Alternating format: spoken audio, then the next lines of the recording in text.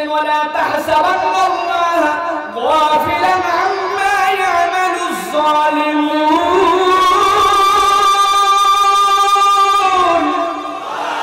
ও দুনিয়ার মানুষ এই হিসাব তোমার যদি নাও মিলে দুনিয়ায় যদি বরাবর না হয় আমি আল্লাহ বলে রাখলাম হিসাব বরাবর করার একটা দিন আছে এই দিন নয় আরো দিন কিন্তু সামনে আছে যারা এই দিনের বাহাদুরি করতেছেন এই দিনের গরম দেখাচ্ছেন এই দিনে উৎপাত করতেছেন মনে রাখেন দুনিয়ার জীবনে হয়তো বা সেই লোকটা আপনার যে জুলুম ওইটার বদলা দুনিয়ায় দেখে যেতে পারলেও কিয়ামতের দিনে আল্লাহ রাব্বুল আমিন কিন্তু কড়াই গন্ডায় হিসাবটা বরাবর করে দিবে আমার আল্লাহ রাব্বুল আমিন বলছেন গভীর মনোযোগে বুঝেন আমার আল্লাহ বলছেন ওই দিন তারা জালেমকারী হবে কিয়ামতের দিনে তারা অন্য 10 জনের মতো উঠবে না তারা কেমন করে উঠবে আল্লাহ কেমনে উঠাবেন আল্লাহ রাব্বুল আলামিন বলছেন ইন্নামা ইউখিরুহুম লিয়াউমিন তাশখাসু ফীহিল আবসার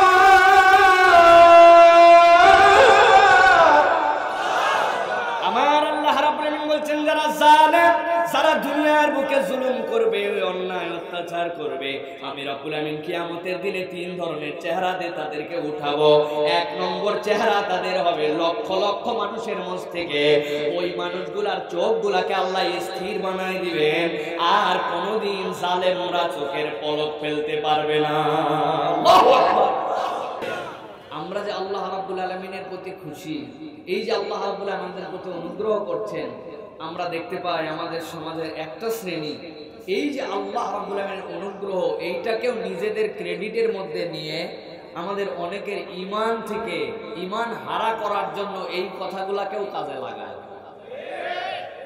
কি বলে আমাদেরকে ওই বিগত 2 বছর আমরা করোনা মোকাবেলা করেছি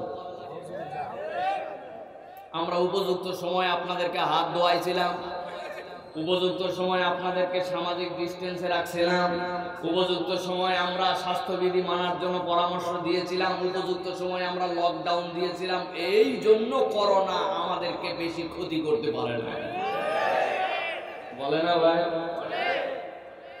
প্রিয় ভাই আমি আপনাদের কাছে জিজ্ঞাসা করি পাবনার মানুষ তো সচেতন মানুষ তাফসীরুল কোরআন মাহফিল এই অঞ্চল থেকেই সারা বাংলাদেশে ছড়িয়েছে আপনারা জানেন আপনাদের কাছে বলি ভাই এই কথাগুলি অনেকবার বলেছি আবারও আপনাদের কাছে বলি আপনারা যে পৃথিবীর বিভিন্ন দেশ আছে উন্নত যেইগুলা দেশে যাওয়ার জন্য আমরা ব্যাকুল যদি মনে করি ওই দেশে আমি যাইতে পারতাম তাহলে আমার তকদির ফিরে যেত আমার কপাল ঘুরে যেত এরকম যে সকল দেশ আছে যেমন Sweden Canada Denmark Italy France Spain America এই যে দেশগুলোর নাম বললাম এইগুলা দেশের নাম কি আপনারা এর আগে শুনছেন ভাই শুনলে একটু কথা বলেন শুনেছেন এবার বলেন তো ভাই যেইগুলা দেশের নাম বললাম এইগুলা দেশের টাকার মান বাংলাদেশের টাকার মানের থেকে কম না বেশি যেইগুলা দেশের নাম বললাম এরা প্রযুক্তিতে বিদ্যা বুদ্ধি আবিষ্কার নানান ধরনের গবেষণা এইগুলাতে বাংলাদেশের থেকে পিছায়া না আগায়া পাবনা বিজ্ঞান ও প্রযুক্তি বিশ্ববিদ্যালয়ের যে সকল গবেষণা এইগুলা গবেষণার থেকে ওদের গবেষণা পিছায়া না আগায়া যেইগুলা দেশের নাম বললাম মহাকাশে বিভিন্ন ধরনের যান পাঠানো মহাকাশ দখল করার চিন্তা করা রকেট পাঠায়া চাঁদে পৌঁছানো মঙ্গল গ্রহে মানুষ পাঠানোর চিন্তাধারা এইগুলা কি বাংলাদেশের থেকে তাদের পিছায়া না আগায়া টিকা আবিষ্কার medical service ICU CCU hospital management এইগুলা কি বাংলাদেশের থেকে ওই সকল দেশে আগায়া না পিছায়া এবার বলেন তো ভাই যেই সকল দেশে এত দিকে আগায়া করোনা মহামারীর কালীন যে বিগত 2 বছর পার হলো এই বিগত 2 বছরে আক্রান্ত এবং মৃতের তালিকায় এই সকল দেশ বাংলাদেশের থেকে পিছায়া না আগায়া বুঝে বলছেন তো মানে যারা প্রযুক্তিতে আগায়া বিজ্ঞানে আগায়া টিকায় আগায়া আবিষ্কারে আগায়া মঙ্গল গ্রহে আগায়া হসপিটালে আগায়া আইসিইউতে আগায়া সিসিইউতে আগায়া ওরা আবার আক্রান্ততেও আগায়া মরাতেও আগায়া তার মানে কি বোঝা যায় তার মানে বোঝা যায় যদি মাস্ক পরায়া আর সামাজিক দূরত্ব মানায়া আর হাত ধোয়ায়া আর আপনি শিক্ষিত বানায়া যদি করোনার থেকে দূরে থাকতে পারতেন তাইলে ইউরোপ আমেরিকায় করোনাই হইতো না, ডেকে না। এর দ্বারা বোঝা যায় যে কেবল এইটা দিয়েই, এই ঠেকানো দিয়েই, এই সকল প্রযুক্তি দিয়ে, এই সকল জ্ঞান দিয়ে, এই সকল সামাজিক দূরত্ব দিয়ে কেবল করোনা ঠেকানো যায় না। আল্লাহ যে আমাদের বাংলাদেশকে হেফাজত করছেন, এখন পর্যন্ত আমরা ভালো আছি, এখন পর্যন্ত আমাদের ওদের মতো অবস্থা হয় নাই, এটা অন্য কোনো কারণে নয়, এটা আল্লাহর দয়ায়, ঠিক না? এই ইমানের খেলা আমাদের অনেকে খেলতেছে এখন। এইটার দ্বারাও আপনার কথা বলায় একবার ঠিক লাগাবে, আপনি বুঝবেন আপনার ইমান নাই। ইসলাম আপনাকে সামাজিক দূরত্ব থেকে সরে যেতে বলে না, ইসলাম আপনাকে হাত ধোয়ায় নিষেধ করে না, মাস্ক পরতে মানা করে না, লা দরারা ওয়ালা দিরার বলে মুসলমান কারো ক্ষতি করবে না, নিজেও আক্রান্ত হবে না। ইসলাম সব শিখায়, তবে ইসলাম তার আগে শিখায় আরে মিয়া যে একটা ভাইরাসের আকৃতি হচ্ছে 0.000000008 অট্টোগ্রাম, আপনি দুইবার থুতু ফেললে যে পরিমাণ বের হবে ওই থুতু দিয়ে পৃথিবীর 70 লক্ষ লোককে মাইরে ফেলা যাবে।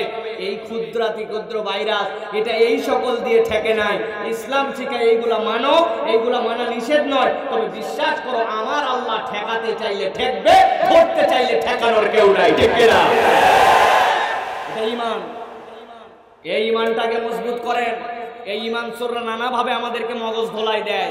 বাপ বেটা দুইজন মোটরসাইকেলে করে আসে, বেটা জানি কোনোভাবে পড়ে না যায়, এই জন্য বাপরে জড়ায় ধরে রাখে, পিকআপে টান দিয়ে পিছন দিকে ছিটে যেতে চায়, এরকম করে জড়ায় ধরে নিয়ে এসে মসজিদে নামছে, মসজিদে নেমে বাপ বেটা দুইজন দেয়ার হাত ফাঁকে দাঁড়াইছে। এই কথা বলেন না কেন?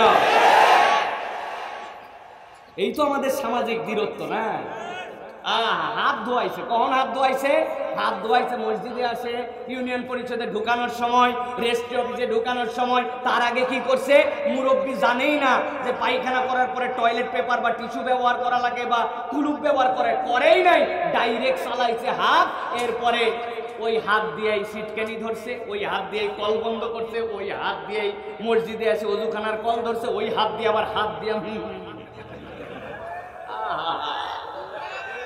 কি আমাদের হাত ধোয়ার কৌশল আমরা শিখলাম। সেই মানুষদেরকে আল্লাহ ভালো রাখলো, এখন পর্যন্ত হেফাজত রাখলো, সেই মানুষ এখন আল্লাহরে ভুলে যায়, এখন কয় আমরা করোনা মোকাবেলা করেছি, সময় লাগবে না, আবার বাম্পার দিয়ে ধরে এক মুহূর্তে শেষ করে দিতে পারে, ঠিক কিনা? আল্লাহর প্রতি এই জন্য কৃতজ্ঞ হন যে রব্বুল আলামিন আপনাকে আমাকে এই পরিবেশ দিলেন, যে রব্বুল আলামিন সুস্থ রাখলেন, তার প্রতি কৃতজ্ঞ হন। আল্লাহর কাছে সব সময় অন্তর থেকে বলেন আলহামদুলিল্লাহ। আপনার লোক আবার আলহামদুলিল্লাহ বলাতে এক্সপার্ট, এরা কথায় কথায় আলহামদুলিল্লাহ বলে কিন্তু বুঝে বলে না। যুবকরা জিজ্ঞাসা করছে কেমন আছো ভাই? কয় হুজুর আল্লাহর কাছে দোয়া করি আর 2টা বছর করোনা থাক। 2 বছর করোনা থাকবে মানে? কয় হুজুর আমি অটো পাস পাইছি এসএসসি তে, তো আর 2 বছর থাকলে এইচএসসি তে। চিন্তা করছেন আপনি কি সালা? ওই যুবক আলহামদুলিল্লাহ বলে, তার আগে কয় আমার চেয়ে ভালো আছে কে ভাই? বাপের হোটেলে খাই, ইচ্ছা মতো মোবাইলে এমবি উঠাই, উপরে ঠেলি, নিচে ঠেলি, ডাইনে ঠেলি, বামে ঠেলি, আমার চেয়ে ভালো কে আসবে? আলহামদুলিল্লাহ। অথচ যাই দেখেন ও বাপ মায়ের কথা শোনে না, বাপ মায়ের সাথে ঝাড়ি দিয়ে কথা বলে, এখন পর্যন্ত মিথ্যা বন্ধ করে নাই, সিগারেট বিড়ি ধরছে, আস্তে আস্তে ইয়াবা গাঁজার দিকে যাবে, খারাপ বন্ধুর সাথে মিশে, মোবাইল ভর্তি হারাম, সামনে দিয়ে একটা মহিলা গেলেও বাজে কথা, বাজে কমেন্ট, বাজে চিন্তা ছাড়া তার মধ্যে নাই, এখন পর্যন্ত টাকনুর নিচে কাপড় উঠে না, মুরব্বীদের সাথে বেয়াদবি করে, চুলের ছাড়, জামার পোশাক সবকিছু দেখলে এলাকার মানুষ বেয়াদব ছাড়া কিছু বলে না, মসজিদে আজান হয় মসজিদে যায় না, ফ্রি ফায়ার, বাজে গেম, এইগুলো ছাড়া কোনো সম্পর্ক নাই। ওই ছেলে বলে আবার আলহামদুলিল্লাহ, তোমার আলহামদুলিল্লাহ হয় না।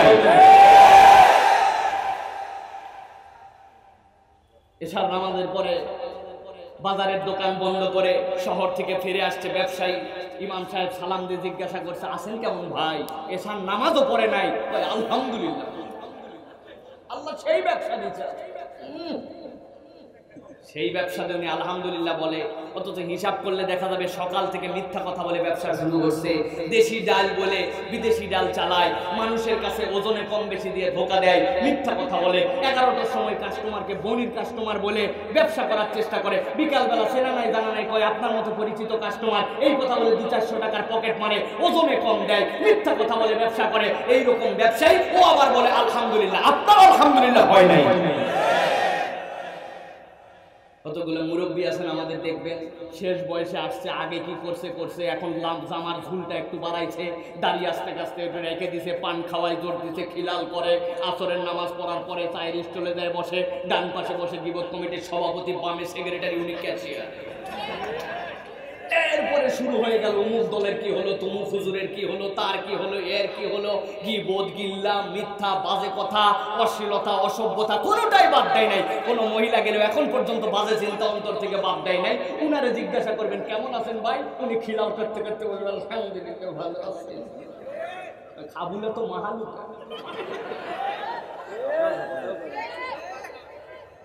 তার মানে বোঝা যায় যে আমরা এখন পর্যন্ত বুঝে বুঝে আলহামদুলিল্লাহ বলি না। কথা বলে আমার কথা, আমার ওয়াজ আপনাদের সবার ভালো লাগবে না, কারণ আরো 10 জনের থেকে আমার ওয়াজের সিস্টেমটা একটু আলাদা। আমার ওয়াজের মধ্যে গজল নাই, আমি জানি না যে গজল গাবো কোত্থেকে। আমার ওয়াজের মধ্যে জিকির নাই, ফাঁকি দেওয়ার চান্স নাই। আমার ওয়াজের মধ্যে আদায় করার সিস্টেম নাই, এই আইটেমে আমি জানি না। আমার ওয়াজ যতক্ষণ যা বলবো এইরকম করেই চলবে, ভালো লাগলে থাকবেন, না থাকলে চলে যাবেন, কাহিনী নাই। সমস্যা আছে ভাই? তবে সবার জন্য ছুটি দেওয়া হয় না। বাবা, যাদের বয়স 35-এর উপরে মুরব্বী হয়ে গেছেন, আপনাদের ছুটি, আপনারা আসতে পারেন, আপনারা যান না, কোনো সমস্যা নাই। যাদের বয়স 35-এর নিচে, তোমার ভালো লাগুক না লাগুক, পছন্দ হোক না হোক, আমি যতক্ষণ তুমি ততক্ষণ। প্রিয় ভাই, তার মানে আমরা কিন্তু আলহামদুলিল্লাহটা বুঝে বলি নাই, ঠিক না? প্রিয় ভাই, আপনাকে কল্পনা করতে হবে যে আল্লাহ, পৃথিবীর কত যুবক দুনিয়ার থেকে হারায় গেল, তুমি আমাকে এখন পর্যন্ত তোমার বিশেষ দয়ায় কোন রকম কিচ্ছু জানতাম না হেফাজত করে রেখেছো। আল্লাহ, আমি তোমার প্রকৃত একজন বান্দা হতে চাই। আজ থেকে শপথ নিলাম, পিতামাতার সাথে কখনো রাগ ঝাগ করে ঝাড়ি মেরে কথা বলবো না, বাপ মার সাথে কখনো দাপট দেবো না, চোখ রাঙানি দিব না, বাপ মার কাছে বেয়াদব সন্তান হিসেবে পরিচিত হব না। আমার পছন্দ না হলেও বাপ মা যে কথা বলে ওই কথা আমি মানার চেষ্টা করব। আজকের থেকে মসজিদে আজান হবে, আমি মসজিদ ছাড়া অন্য কোথাও থাকবো না। টাকনুর উপরে কাপড় উঠে যাবে, উতাল পাতাল বিদেশি বিভিন্ন স্টাইল করে। আমার এই সকল হারাম পদ্ধতিতে চুল কাটা আর চলবে না। আমার মোবাইল থাকবে, হারাম কিছু থাকবে না, কোনো মেয়েদের সাথে আমার কোনো সম্পর্ক থাকবে না। আজকের থেকে আল্লাহ এবং তার রাসূলের পথে চলার জন্য শপথ নিলাম। কোরআন শিখবো, ইসলাম শিখবো, ইসলামের পথে মানুষদেরকে আনবো, এরকম একজন আদর্শ যুবক হওয়ার শপথ নিলাম। This is the Real meaning of আলহামদুলিল্লাহ। প্রিয় ব্যবসায়ী, আপনাকে সিদ্ধান্ত নিতে হবে। বাংলাদেশের সবচেয়ে বড় ব্যবসায়ীদের মধ্যে একজন, যার হাজার হাজার কোটি টাকা থাকার পরেও, ওই করোনার মধ্যেও চার্টার্ড বিমানে করে বাংলাদেশে ডাক্তার নিয়ে আসার পরেও যমুনা গ্রুপের চেয়ারম্যান টিকতে পারে নাই। আল্লাহ হায়াত রাখে নাই, চলে গেছে সে। মিডিয়া আছে তার, পত্রিকা আছে তার, হাসপাতাল আছে তার, হাজার হাজার বিঘার জমি আছে তার, মিলিয়ন মিলিয়ন টাকার সম্পদ, কোনো কাজে দেয় নাই। রব্বুল আলামিন, আমি তো কোন ছাই, কোন ব্যবসায়ী আমি, আমার আবার কিসের ভ্যালু? তারপরেও তুমি আমাকে ভালো রাখছো, আমার সন্তানগুলাকে এতিম করো নাই, আমার স্ত্রীকে বিধবা বানাও নাই, আমার ক্রেডিট নাই। আল্লাহ, এটা তোমার ক্রেডিট। এই জন্য আমি শপথ নিলাম, আজকের থেকে আর হারাম ব্যবসা করব না, ওজনে ফাঁকি দিব না, বান্দার হক নষ্ট করছে যে এগুলো আদায় করে দিব, যেই বান্দাদেরকে খুঁজে পাবো না তাদের হয়ে মসজিদ মাদ্রাসায় এই টাকা সাদাকা করে দিব, আল্লাহর বরখেলাপ আর কিচ্ছু করব না। আমার দোকানে কোনো মিথ্যা বলে বিক্রি হবে না, কোনো 2 নম্বর জিনিস আমি তুলব না, ওজনের মধ্যে কখনো কম দেব না। আর তাজিরুল আমিন হিসাবে নবী, শহীদ, সিদ্দিকদের সাথে আমি থাকার চেষ্টা করব। এইটা যদি আপনি শপথ নিতে পারেন, এইটাই হচ্ছে প্রকৃত আলহামদুলিল্লাহ, ঠিক না? প্রিয় মুরব্বী, আপনার জন্য কিছু ডিউটি আছে। প্রিয় ভাই, প্রিয় মুরব্বী, আপনাকে শপথ নিতে হবে। এতদিন পর্যন্ত জীবন যেমনি চলাইছি, আজকের থেকে শপথ নিলাম। আল্লাহ, WHO বলে দিছিল যাদের বয়স 60-এর উপরে এরা দুনিয়ায় থাকবে না। আরে ডাইনে বামে তাকাই দেখেন, 60 ছাড়া দেখাই যায় না। হ্যাঁ, আল্লাহ, কিছুই মানি নাই, কিছুই বুঝি নাই, তুমি আমাকে বাঁচায় রাখছো আল্লাহ, তোমার প্রতি আমি কৃতজ্ঞ। আজকের থেকে শপথ নিলাম, মুখ থাকবে মিথ্যা থাকবে না, মুখ থাকবে গীবত থাকবে না, গীবত গিল্লা যেখানে আমি নাই সেখানে, ছেলে মেয়ের মধ্যে যদি বেইনসাফ করে থাকি আজকের থেকে ওয়াদা করলাম এইটা ঠিকঠাক মতো আদায় করে দিব। স্ত্রীর সাথে সুন্দর করে কথা বলবো, বৌমার কাছে একজন আদর্শ শ্বশুর হব, বাচ্চা কাচ্চা মসজিদে কেমনে আছে এইটা আমার এখন থেকে মেহনত শুরু হবে। আমি আজকের থেকে ইসলামের পক্ষে কাজ করা শুরু করব, আজকের থেকে কোরআন বোঝা শুরু করব, আজকের থেকে বুঝে বুঝে নামাজ পড়া শুরু করব। হারাম, অশ্লীলতা, অন্যায় যেখানে আছে আমার সম্পর্ক সেখানে নাই। আল্লাহ এবং রাসূলের একজন কর্মী হিসাবে মৃত্যু পর্যন্ত টিকতে চাই। এইটা হচ্ছে একজন মুরব্বীর জন্য প্রকৃত আলহামদুলিল্লাহ, ঠিক কি না? এখন বুঝে নেন আমাদের আলহামদুলিল্লাহর গ্যাপ আছে কিনা, বোঝা যাচ্ছে কিছু আছে? আর ওয়াজ লাগবে ভাই? এই দেখছেন আপনারা বলছেন আর ওয়াজ লাগবে না, তাইলে এখন মোনাজাত করে চলে যান। প্রিয় ভাইয়েরা, এই কথাগুলো আমি ম্যাক্সিমাম জায়গায় বলছি, কারণ আমাদের বোধের জায়গাটা নষ্ট হয়ে গেছে। আমরা এখন সুরে পাগল, গজলে পাগল, কিচ্ছাতে পাগল, অনেক সময় দেখা যায় কমেডিতে পাগল। কে কেমন কমেডি করে না, কোরআনের মঞ্চে এগুলোর জন্য নয়, বিষয় ভিত্তিক কিছু কথা আমাদের অন্তরের মধ্যে যেন দাখিল হয়, এইরকম কিছু কথা শোনার মন নিয়ে, জীবন পরিবর্তন করার মন নিয়ে আমাদেরকে আসতে হবে, ঠিক না ভাই? রাগ করছেন আপনারা? প্রিয় ভাইরা, আজকে আমি আপনাদের কাছে কোরআনুল কারীমের আলাদা আলাদা 3টা সূরা থেকে ঘন্টাখানিক আপনাদের কাছে ইনশাআল্লাহ একটা বিষয়ের উপরে কথা বলার চেষ্টা করব। আল্লাহ রাব্বুল আলামিন আমাদের এই কথাগুলো শুনে আমাদের জীবনে আমল করার তৌফিক দান করেন। চিৎকার করে বলেন আল্লাহুম্মা আমিন। প্রিয় ভাইরা, দুনিয়ায় যে আমরা জীবনে আছি, এই জীবন শেষ হওয়ার পরে পরকাল নামক একটা জীবন আমাদের সামনে আসবে। সেই দিবসে আল্লাহ রাব্বুল আলামিনের সামনে আমাদের সবাইকে উঠতে হবে, ঠিক কি না? এটা কি আমরা বিশ্বাস করি ভাই? ভালো করে বোঝেন, বিশ্বাস করি ভাই? এখানে একজনও নাই যে পরকালকে বিশ্বাস করে না, ঠিক কি না? প্রিয় মুসলমান, পরকালে আল্লাহর সামনে উঠতে হবে আমাদেরকে, এটা বিশ্বাস করি। কিন্তু আল্লাহ রাব্বুল আলামিন কোরআনুল কারীমে বলছেন উঠবে আল্লাহর সামনে, কিন্তু সব মানুষ কিয়ামতের দিনে একভাবে আল্লাহর সামনে উঠবে না। মৌলিক আল্লাহ 5টা সিস্টেমে 5 ভাবে আল্লাহ রাব্বুল আলামিন ওই দিন হাসরের ময়দানে বান্দাদেরকে উঠাবেন। এক একজনের চেহারা, ধরন, আচরণ আলাদা আলাদা হবে, তার কারণও আলাদা আলাদা হবে। আল্লাহ রাব্বুল আলামিন সেই কারণগুলার ধরনগুলা দুনিয়ার মানুষকে জানিয়েছেন এবং তার কারণগুলা দুনিয়ার মানুষ কেমনে দূর করবে তার পদ্ধতিগুলো আল্লাহ দুনিয়াতে বান্দাকে শিখাই দিয়েছেন। সুবহানাল্লাহ। একটা কথা বলে আলোচনায় ঢুকি প্রিয় ভাইরা। আল্লাহ রাব্বুল আলামিনের একটা নাম হচ্ছে রহমানুর রহিম। আল্লাহ হচ্ছেন অতীব দয়াবান, অতীব মেহেরবান, ঠিক কিনা? একটু অন্তর থেকে শুনে, হৃদয় থেকে অনুভব করেন। বারবার এই কথা শুনি, আর রহমানুর রহিম মানে কি? অসীম দয়ালু, অতীব মেহেরবান। শুনে শুনে আমাদের কাছে এই কথার অন্তরের মধ্যে প্রভাব বিস্তার করে না। আল্লাহ যে দয়াবান এটা আপনি স্বীকার করলেও না করলেও, কিন্তু একটা ভিন্ন রিয়ালাইজেশন আপনার মধ্যে আনতে হবে যে আল্লাহ কিভাবে দয়াবান। দেখেন, এই মাদ্রাসাতে দাখিল পরীক্ষা হচ্ছে, বর্তমান বাংলাদেশে এসএসসি পরীক্ষা শেষ হয়ে গেল। আপনাদের কাছে বলি ভাই, যারা এবার এসএসসি পরীক্ষা 3 সাবজেক্টে দিল, এদের যে প্রশ্ন হয়েছিল 3টা সাবজেক্টের, এই প্রশ্নগুলা প্রত্যেকটা মানুষের হাতে হাতে সরকার থেকে 2 মাস আগে বাড়িতে বাড়িতে পৌঁছায় দেওয়া হয়েছিল, তাই তো ভাই? না তাই? কোনো প্রশ্ন কাউকে দেওয়া হয় না, প্রশ্ন গোপন রাখা হয়, ঠিক কি না? প্রিয় ভাইয়েরা, এবার আপনাদের কাছে জিজ্ঞাসা করি ভাই, এই যে এসএসসির পরে এইচএসসি সামনে একটা পরীক্ষা আসবে, এই এসএসসি পরীক্ষা যতটুকু কঠিন, এসএসসি পরীক্ষা কঠিন নাকি এইচএসসি বা আলেম পরীক্ষাটা বেশি কঠিন? এইচএসসিটা বেশি কঠিন। এবার বলেন তো, এই এইচএসসি থেকে আস্তে আস্তে অনার্স পাস করার পরে মানুষ যখন বিসিএস এ যাবে, ওইটা কি ওই এসএসসি দাখিলের সমান কঠিন না আরো বেশি কঠিন? কারণ কি? যেই পরীক্ষার পরবর্তী ফলাফলগুলা যত মধুর, যত দামি, এই বিসিএস এ টিকার পরে সেই বান্দা সরকারি গ্যাজেটেড অফিসার হবে, ওর সিগনেচারের সত্যায়ন হবে, ও সরকারি ফ্যাসিলিটিস পাবে।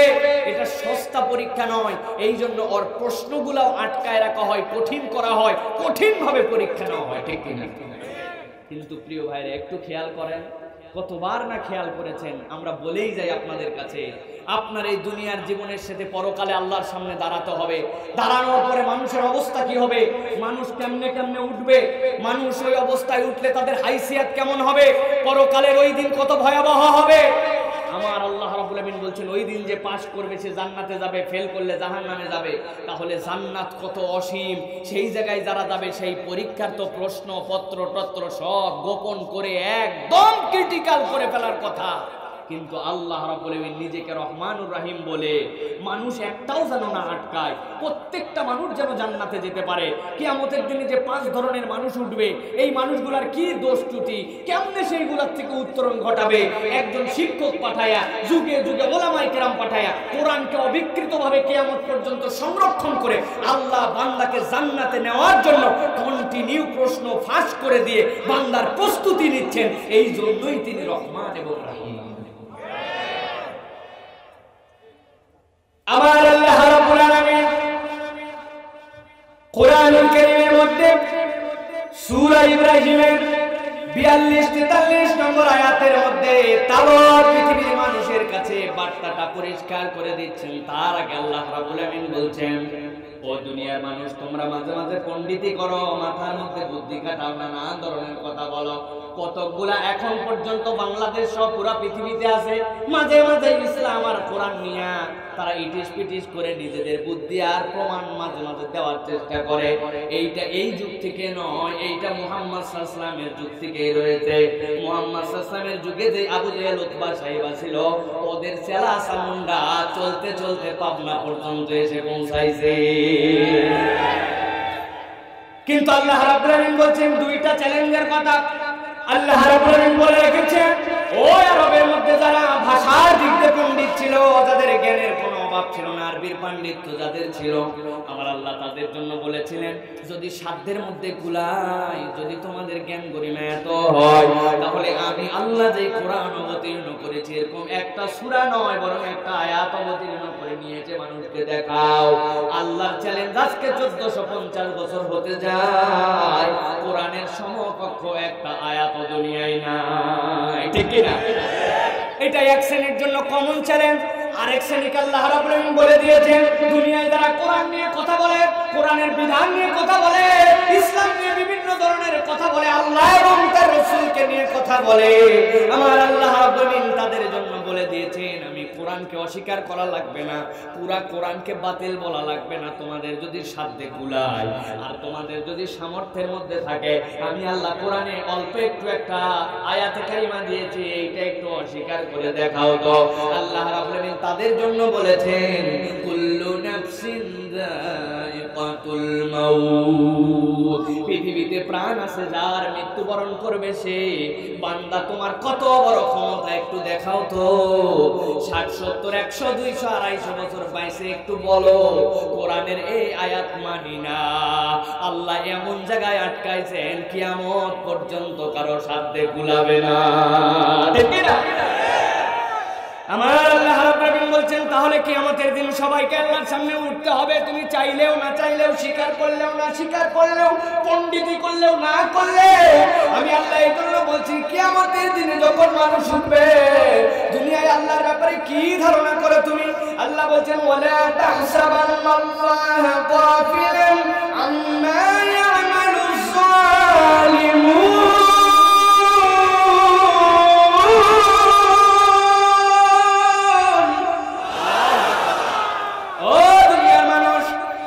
রবের ব্যাপারে কি ধারণা করো? তোমার রবের ব্যাপারে তোমার চিন্তা কি, চেতনা কি, একটু পরিষ্কার করে নাও। আমার আল্লাহ বলছেন, দুনিয়াতে মনে করো রব্বুল আমিন ছাড় দিয়ে রাখেন, রব্বুল আমিন আসলে ছাড় দিয়ে রাখেন না। আল্লাহ রাব্বুল আমিন বান্দাকে সাময়িক একটু অবকাশ দেন, কিন্তু আল্লাহ রাব্বুল আলামিন বান্দাকে কখনো পূর্ণভাবে ছেড়ে দেন না। আল্লাহ বলছেন, দুনিয়ার মানুষ জেনে রাখো, ওয়ালা তাহসাবান্নাল্লাহ, আল্লাহর ব্যাপারে এরকম ধারণা যেন না করে। কি ধারণা করে? আন্না ইয়ামালুজ যালিমুন, দুনিয়ায় তারা জুলুমশাহী কায়েম করে দিয়েছে, ইচ্ছা মতো তারা নিজেদের আচার আচরণ করে, ইচ্ছা মতো মানুষের প্রতি জুলুম করে, অবিচার করে, ব্যভিচার করে। আল্লাহ বলছেন, আল্লাহর ব্যাপারে এই ধারণা করো না যে আল্লাহ এই জালেমদের ব্যাপারে বেখবর, ঠিক কি না? কিন্তু দুনিয়ায় আমরা দেখতে পাই মানুষের ধারণা এমন হয়ে গেছে, আল্লাহ যখন বান্দাকে একটু অবকাশ দেন, একবারে ছাড় দিয়ে দিছে। কিন্তু প্রিয় মুসলমান, আল্লাহ স্মরণ করায় দিতে চান দুনিয়াতে বান্দাকে, আল্লাহ দুনিয়াতে অনেক সময় যারা জুলুম করে, যারা অত্যাচার করে, মানুষের সাথে খারাপ আচরণ করে, মানুষকে আল্লাহর হুকুমের বাইরে যে মানুষগুলাকে ব্যবহারগুলা করে, আল্লাহ রাব্বুল আলামিন বলছেন ওই মানুষগুলোর জন্য দুনিয়াতেও আল্লাহ মাঝে মাঝে লাঞ্ছনার ব্যবস্থা করেন। আর দুনিয়াতে আল্লাহ অবকাশ দিয়েও রাখেন আল্লাহ, পরকাল দিবসে আল্লাহ তাদেরকে ভিন্নভাবে পুরা মানব জাতির সামনে কিয়ামতের দিনে উত্থিত করবে। আল্লাহু আকবার। দুনিয়ায় আমরা দেখতে পাই দুনিয়ায় যারা জুলুম করে, আল্লাহ রাব্বুল আলামিন অনেককে দুনিয়াতেই হিসাব মিলায় দেন। অনেক মানুষ বুঝতে পারে না কেন তার এইটা হলো, কেমন করে এইটা হলো, কোনো কার্যকারণ মিলে না। কিন্তু দুনিয়াতে মাঝে মাঝে হিসাব বরাবর হয়ে যায়। দুনিয়াতে এরকম অনেক শাসক ছিল, অনেক পাওয়ারওয়ালা মানুষ ছিল, যাদের কথায় দুনিয়া নড়াচড়া করতো, দুনিয়া অস্থির অবস্থায় থাকতো। ক্ষমতার থেকে আল্লাহ এমন অপদস্থ করে নামাইছেন, এখন তার বাড়ির চাকরটা পর্যন্ত তার কথা শোনে না। যদি মন করে লুঙ্গি পরিবর্তন করে দিবে তাইলে ওই চাকরের ইচ্ছা, আর যদি মনে করে না আজকে লুঙ্গি খুলে দিব না, তাইলে ওই লুঙ্গি খোলা লাগবে না, পায়খানা নিয়ে সারাদিন জ্বলতে হয়। এরকম লোক ঢাকাতে আগে ছিল বিশাল পাওয়ারফুল, এখন ধানমন্ডি এলাকাতেই বসবাস করে। দুনিয়ায় অনেক মানুষ আছে এরকম, যেই মানুষগুলা চিন্তার মধ্যে মিলাতে পারে না। এই জন্য আল্লাহ রাব্বুল আলামিন বলছেন আল্লাহকে এই বিষয়ে গাফেল মনে করো না। আমি বহু জায়গায় জুলুমের কারণে এই কথা বলে গল্প শোনাই যে দুনিয়ার মানুষ আপনি হিসাবে বরাবর করতে পারবেন না, মিলাতে পারবেন না। আপনি যদি জুলুম করে বসেন, এইটা কেমনে যে ফিডব্যাক আসবে আপনি বুঝতে পারবেন না। এক অফিসের নাকি একজন বস ছিল, মাঝে মাঝে কর্মচারীদের উপরে খুব খারাপ ব্যবহার করতো, কারণে অকারণে একটু খুঁত পাইলেই যা হয়েছে তাও বলে, যা হয় নাই তাও বলে। অফিসের তিনি মালিক, ম্যানেজার আসছে তার কাছে, সামান্য একটু কি যেন মিস্টেক হয়েছে, মিস্টেক হওয়ার কারণে 19-20 198 এইটুকু মাত্র ডিস্টেন্স, 198 ডিস্টেন্স নয়। কিন্তু ওই ম্যানেজার রে এমন বকা বকছে, যা বলতে হবে তাও বলছে, যা বলতে হবে না তাও বলছে, সিরা হালাইতে পারে। ম্যানেজার চিন্তা করছে এত বড় তো অপরাধ করি নাই, এত বকা বকলো কেন আমারে। কিন্তু মালিক তো উনি উপরে, উনারে তো আর কিচ্ছু বলতে পারে না, উনার কাছে তো আর ফিডব্যাক দেওয়ার কোনো সুযোগ নাই। কিন্তু ভিতরে কসলাই চলে যাচ্ছে, ভিতরে কার কাছে রাগ ঝাড়বে। খানিকক্ষণ পরে অফিসে যাওয়ার পরে ম্যানেজারের নিচে যে কর্মচারী, ওই কর্মচারীর সামান্য একটু ভুল বের করছে, করার পরে বস যে ছাড়িয়ে দিয়েছিল, এখন ম্যানেজার কর্মচারীরে যা বলা লাগবে তাও বলছে, যা বলা লাগবে না তাও ইচ্ছা মতরে চাই। কর্মচারী চিন্তা করছে কিরে, এতদিন পর্যন্ত ম্যানেজার সাহেবকে তো আমি দেখি এত বকা তো কোনোদিন বকে না, আজকে এত খেপলো কেন। মনের দুঃখে কষ্টে রাগে গজগজ করে, কিন্তু ওই রাগ তো আর ম্যানেজারের উপরে দেখাতে পারে না, বেচারি উনার উপরে। এখন কর্মচারী কোন জায়গায় রাগ দেখাবে, সব তো সমান র্যাঙ্কের। যখন অফিস থেকে বেরিয়ে যাচ্ছে দেখে দারোয়ান বসে আছে, দাঁড়ায় নাই, খুব বড় অপরাধ। চিন্তা করছে আজকে দেখছি তোরে, ওই দারোয়ান রে ওই ম্যানেজার যে বকা সব দিছে, যা ইচ্ছা তাই বলে অস্থির বানায় দিছে একবারে। দারোয়ান চিন্তা করছে স্যার তো প্রত্যেক দিনই যায়, প্রত্যেক দিনে আমি বসে থাকি, কিন্তু আজকে এরকম কেন, এত বকা বকলো, এত গালালো, এত বাজে কথা বললে, এরকম তো কোনোদিন করে নাই। ভিতরটা ছিঁড়ে যাচ্ছে রাগে গজগজ, প্রেসার গরম হয়ে গেছে। কিন্তু উনি তো সবার নিচে অফিসে, উনি কি আর ওই কর্মচারীরে বলতে পারে নাকি, কার কাছে দেখাবে। দরজা বন্ধ করে বাড়িতে গেছে, যাওয়ার পরে উনার বইয়ের উপরে এখন কর্মচারীর ঝাল। যেমন তেমন তরকারি একটু কম হয়েছে, বেশি হয়েছে, মরিচ টুরি সবই ঠিক আছে, খাইতে উনার দোষ, উনি খাওয়ার সময় খেয়াল করে নাই, ওই গ্রাসের সাথে মুখের মধ্যে কাঁচামরিচ ঢুকে গেছে, মুজাবি করে। এখন বউরে একদম ধুয়ে দিছে, যা বলা লাগবে বাপ দাদা 14 গোষ্ঠী তুলে একবারে শেষ। বউ চিন্তা করছে আমার স্বামী তো এরকম নয়, এত কথা বললো, এত কষ্ট দিল, হৃদয়টা আমার তো ফুটা করে দিল, কিন্তু স্বামীর উপরে তো কথা বলা যায় না, যায় নাকি? কঠিন ব্যাপার। বউয়ের মন খারাপ, ভিতরে গজগজ কি করবে, কার উপরে রাগ ঝাড়বে। হঠাৎ করে দেখে বাহির থেকে নিজের বেটা কেবল ভিতরে ঢুকছে। ঢুকতেও দেরি নাই, এত পরে আসছিস কেন? আসলে সঠিক সময় আসছে, কিন্তু ভিতরের রাগ। এরপরে যা ইচ্ছা তাই বলতে বলতে রাগ মিটে না। হাতের মধ্যে একটা লাঠি ছিল, এইটা দিয়ে দিয়েছে ইচ্ছা মতো। ছেলে চিন্তা করছে মা তো এরকম আচরণ করে না, প্রত্যেক দিন একই সময় বাড়িতে আসে, আজকে দেখি ধোলাই দিয়ে উপর থেকে নিচ ফাটায় ফেললো, কান্নাকাটি করে তাও বন্ধ করে না। এত কঠিন অবস্থা, সন্তান রাগে গজগজ করে, কানতে কানতে অস্থির, কিন্তু সন্তান তোর মায়ের উপরে হাত তুলতে পারে না, রাগ তোর উল্টা ফেরত দিতে পারে না, রাগে গজগজ করতে বাড়ির থেকে বের হয়ে গেছে, থাকবোই না তোর বাড়িতে। বাইরে যাওয়ার পরে রাস্তার সামনে একটা ঢেল পাইছে, হাতে তুলে নিছে, নেওয়ার পরেই দেখে আস্তে করে সামনে দিয়ে একটা কুকুর আস্তে সুস্তে করে হাঁটে যায়। মায়ের যে ঝাল, মায়ের কোনো কথা নাই, ঢেল তুলে ঠান্ডা মাথার কুকুরের পেট বরাবর চালান দিছে। কুকুরের পেটে লাগার পরে কুকুর তো কুকুরও চিন্তা করছে এর আগ পর্যন্ত মানুষকে ডিস্টার্ব করতাম, মানুষকে নানান জ্বালাতাম, সেই জন্য না হয় মানুষ মরতো, আজকে তো কোনো আমার অপরাধী নাই, ঠান্ডা ঠান্ডা যাচ্ছে। ঢেল তুললো কেন, এত জোরে মারলো কেন? কুকুরের হয়ে গেছে রাগ, ঢেল খেয়ে দিছে দৌড় একটা, এক দৌড়ে সামনে যায়, দেখে একটা শার্ট প্যান্ট পরা ভদ্রলোক যায়, কথা নাই বার্তা নাই, এক কামড় দিয়েছে। ওই লোক তো ধরি মরি করে পা ধরে অস্থির, কিরে আমি একটা সাধারণ মানুষ, সাধারণভাবে হাঁটে যাচ্ছি, আমার পায়ে কামড় দিল কেন? মুখের দিকে তাকায় দেখে কামড় যেইটা খাইছে এটা কেউ না, ওই অফিসের মালিক সাহেব। এইটা অনেক সময় একটা গল্প, এই হিসাব আপনার জীবনে দুনিয়ায় নাও মিলতে পারে, কিন্তু আমার আল্লাহ রাব্বুল আলামিন বলেন ওয়ালা তাহসাবান্নাল্লাহা গাফিলান আম্মা ইয়ামালুজ যালিমুন।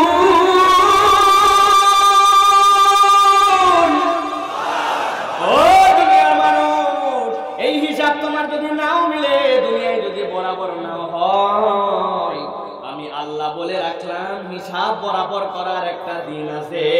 এই দিন নয়, আরো দিন কিন্তু সামনে আছে। যারা এই দিনের বাহাদুরি করতেছেন, এই দিনের গরম দেখাচ্ছেন, এই দিনে উৎপাত করতেছেন, মনে রাখেন দুনিয়ার জীবনে হয়তো বা সেই লোকটা আপনার যে জুলুম, ওইটার বদলা দুনিয়ায় দেখে যেতে পারলেও কিয়ামতের দিনে আল্লাহ রাব্বুল আমিন কিন্তু কড়াই গন্ডায় হিসাবটা বরাবর করে দিবে। আমার আল্লাহ রাব্বুল আমিন বলছেন, গভীর মনোযোগে বুঝেন, আমার আল্লাহ বলছেন ওই দিন যারা জালেমকারী হবে, কিয়ামতের দিনে তারা অন্য 10 জনের মতো উঠবে না, তারা কেমন করে উঠবে, আল্লাহ কেমনে উঠাবেন?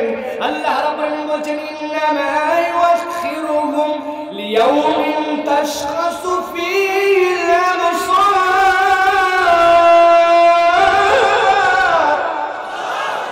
আমার আল্লাহ রাব্বুল আমিন বলছেন যারা জালেম, যারা দুনিয়ার বুকে জুলুম করবে, অন্যায় অত্যাচার করবে, আমি রব্বুল আমিন কিয়ামতের দিনে 3 ধরনের চেহারা দিয়ে তাদেরকে উঠাবো। 1 নম্বর চেহারা তাদের হবে লক্ষ লক্ষ মানুষের মধ্যে থেকে ওই মানুষগুলার চোখগুলাকে আল্লাহ স্থির বানায় দিবেন, আর কোনোদিন জালেমরা চোখের পলক ফেলতে পারবে না। আল্লাহু আকবার। জীবনে কয়বার পলক ফেলেন প্রত্যেকদিন হিসাব রাখছেন?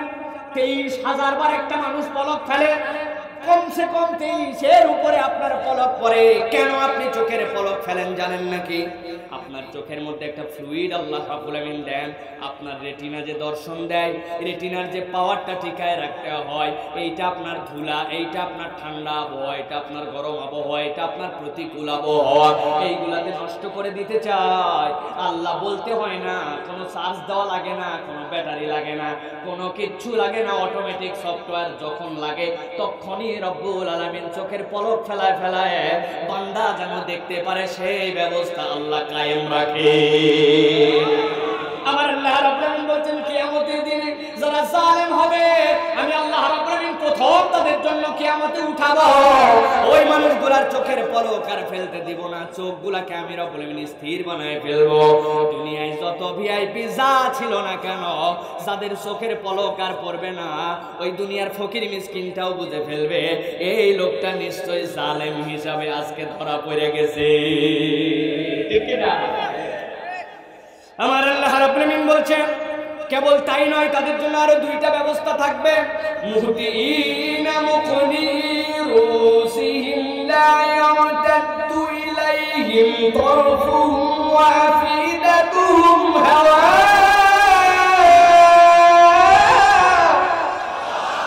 আমার আল্লাহ রাব্বুল আলামিন বলছেন তাদের আরেকটা ব্যবস্থা আল্লাহ রাব্বুল আলামিন করবেন। মুহতিনা মুকনিরুসিহিম, আল্লাহ রাব্বুল আলামিন তাদের মাথাগুলোকে উপর দিকে আটকায় দিবেন, চোখগুলা খোলা, মাথাগুলা উপর দিকে, ডানেও তাকাতে পারে না বামেও তাকাতে পারে না, মাথা উপর দিকে রব্বুল আমিন করে দিবেন।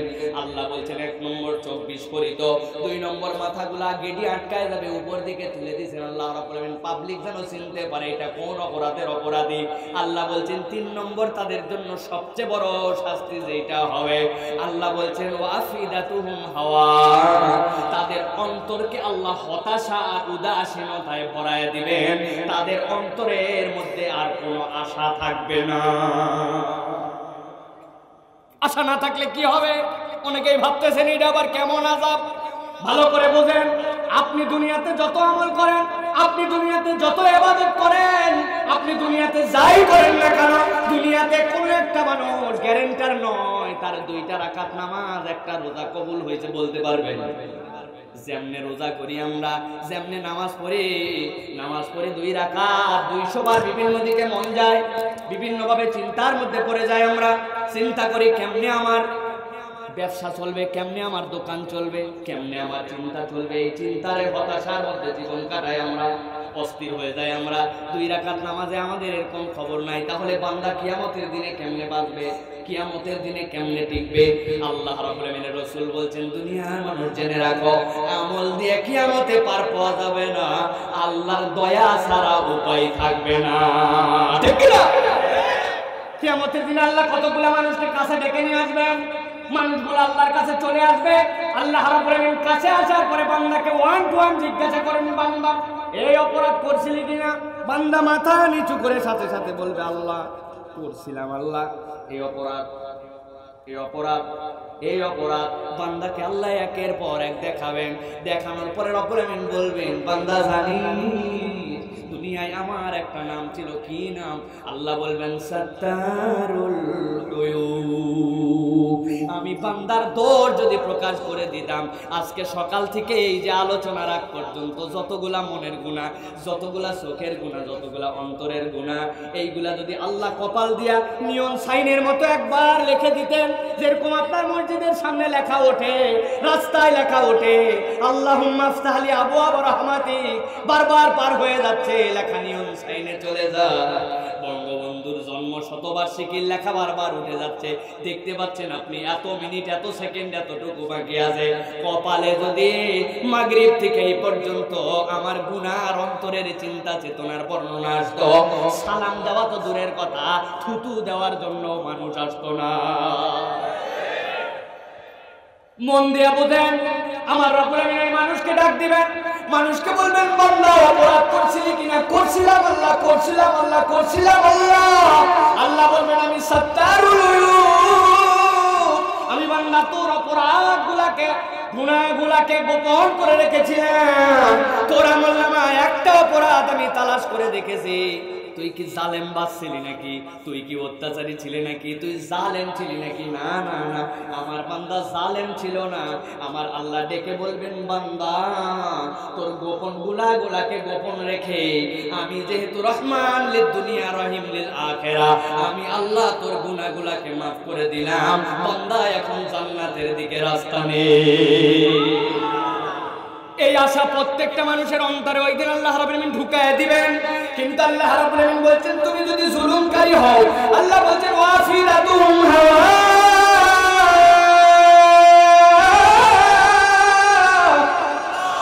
আমি রাব্বুল আমিন তাদের অন্তর হতাশায় ভর্তি করে দিব। দুনিয়ায় কত আশা, কত পাওয়ার, কত দাপট, কত মাতব্বরি, কত ফুটানি, সামান্য একটু মেম্বার হইছে আর পাওয়ার পার্টির ইউনিয়নের কৃষক অমুক তমুকের একখান সাধারণ সদস্য হইছে, উনার ঠেলায় এলাকাবাসী অস্থির। রাগ করতেছেন? রাগ করার কোনো কারণ নাই। এখানে যদি আমার মুখ দিয়ে আমার বানানো কোনো কথা হয়, একখান কাঁচি নিয়ে এসে জিহ্বা কেটে দিবেন। কিন্তু আমার আল্লাহ যেটা বলেছেন রেফারেন্স সহ বললাম, কোরআন শরীফের সকালবেলা পড়ে দেখবেন, তাফসীর খুলে দেখবেন, ওয়াফিদাতুম হাওয়া। আল্লাহ বলছেন দুনিয়ায় আসার ফানুস যত দূর তুলছিলি, তুই যদি জুলুম করে আসিস আমি রব্বুল আলামিন হতাশ বানায় দিব, ওই বান্দার আর যাওয়ার জায়গা থাকবে না। নাউযুবিল্লাহ। এখানে আমাদের নতুন একটা ভুল, নতুন একটা কনসেপ্টের সমস্যা আছে আমাদের।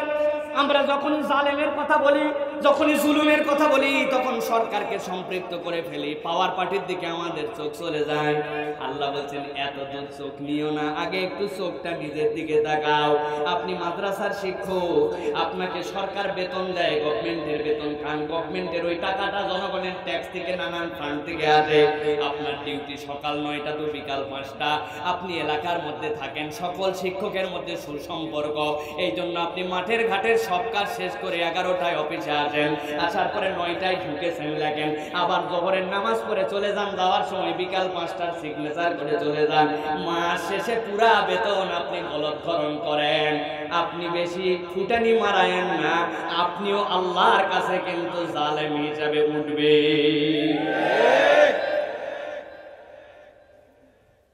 খুব সাবধান হতে হবে আমাদের। আপনি হেফজখানা মাদ্রাসার শিক্ষক, মাদ্রাসার ছাত্রে আপনি গরু ছাগল মনে করেন না। গরু ছাগল মনে করলে এত মারার কথা না। গরু ছাগলের এত পিটায় নাকি মানুষ? আপনি ইচ্ছা মতো পিটায় না, ফাটায় ফেলেন। আপনি তারে জিঞ্জির বেঁধে রাখেন আর বলেন আমি কোরআন শেখানোর জন্য এটা করতেছি। ও ভালো করে মাস্টার সাহেব কোরআনের আয়াতগুলা বুঝে নেন। আমার আল্লাহ কোরআনুল কারীমের মধ্যে একটা সূরা অবতীর্ণ করেছেন, যেই সূরা জানে না এরকম দুনিয়ায় একজন মুসলমানও নাই। আল্লাহ রাব্বুল আলামিন বলছেন আর রহমান আল্লামাল কুরআন। পড়ছেন তো 1000 বার, মানে বুঝছেন নাকি? মানে বুঝেন নাই, খালি তো ফাবিয়াইয়া আলাই রাব্বিকুমা তুকাযিবান বলছেন। আর রহমান, আর রহমান মানে যিনি সর্বোচ্চ দয়াবান, তিনি বলছেন আর রহমান আল্লামাল কুরআন। যিনি সর্বোচ্চ দয়াবান তিনি কোরআন শিখান।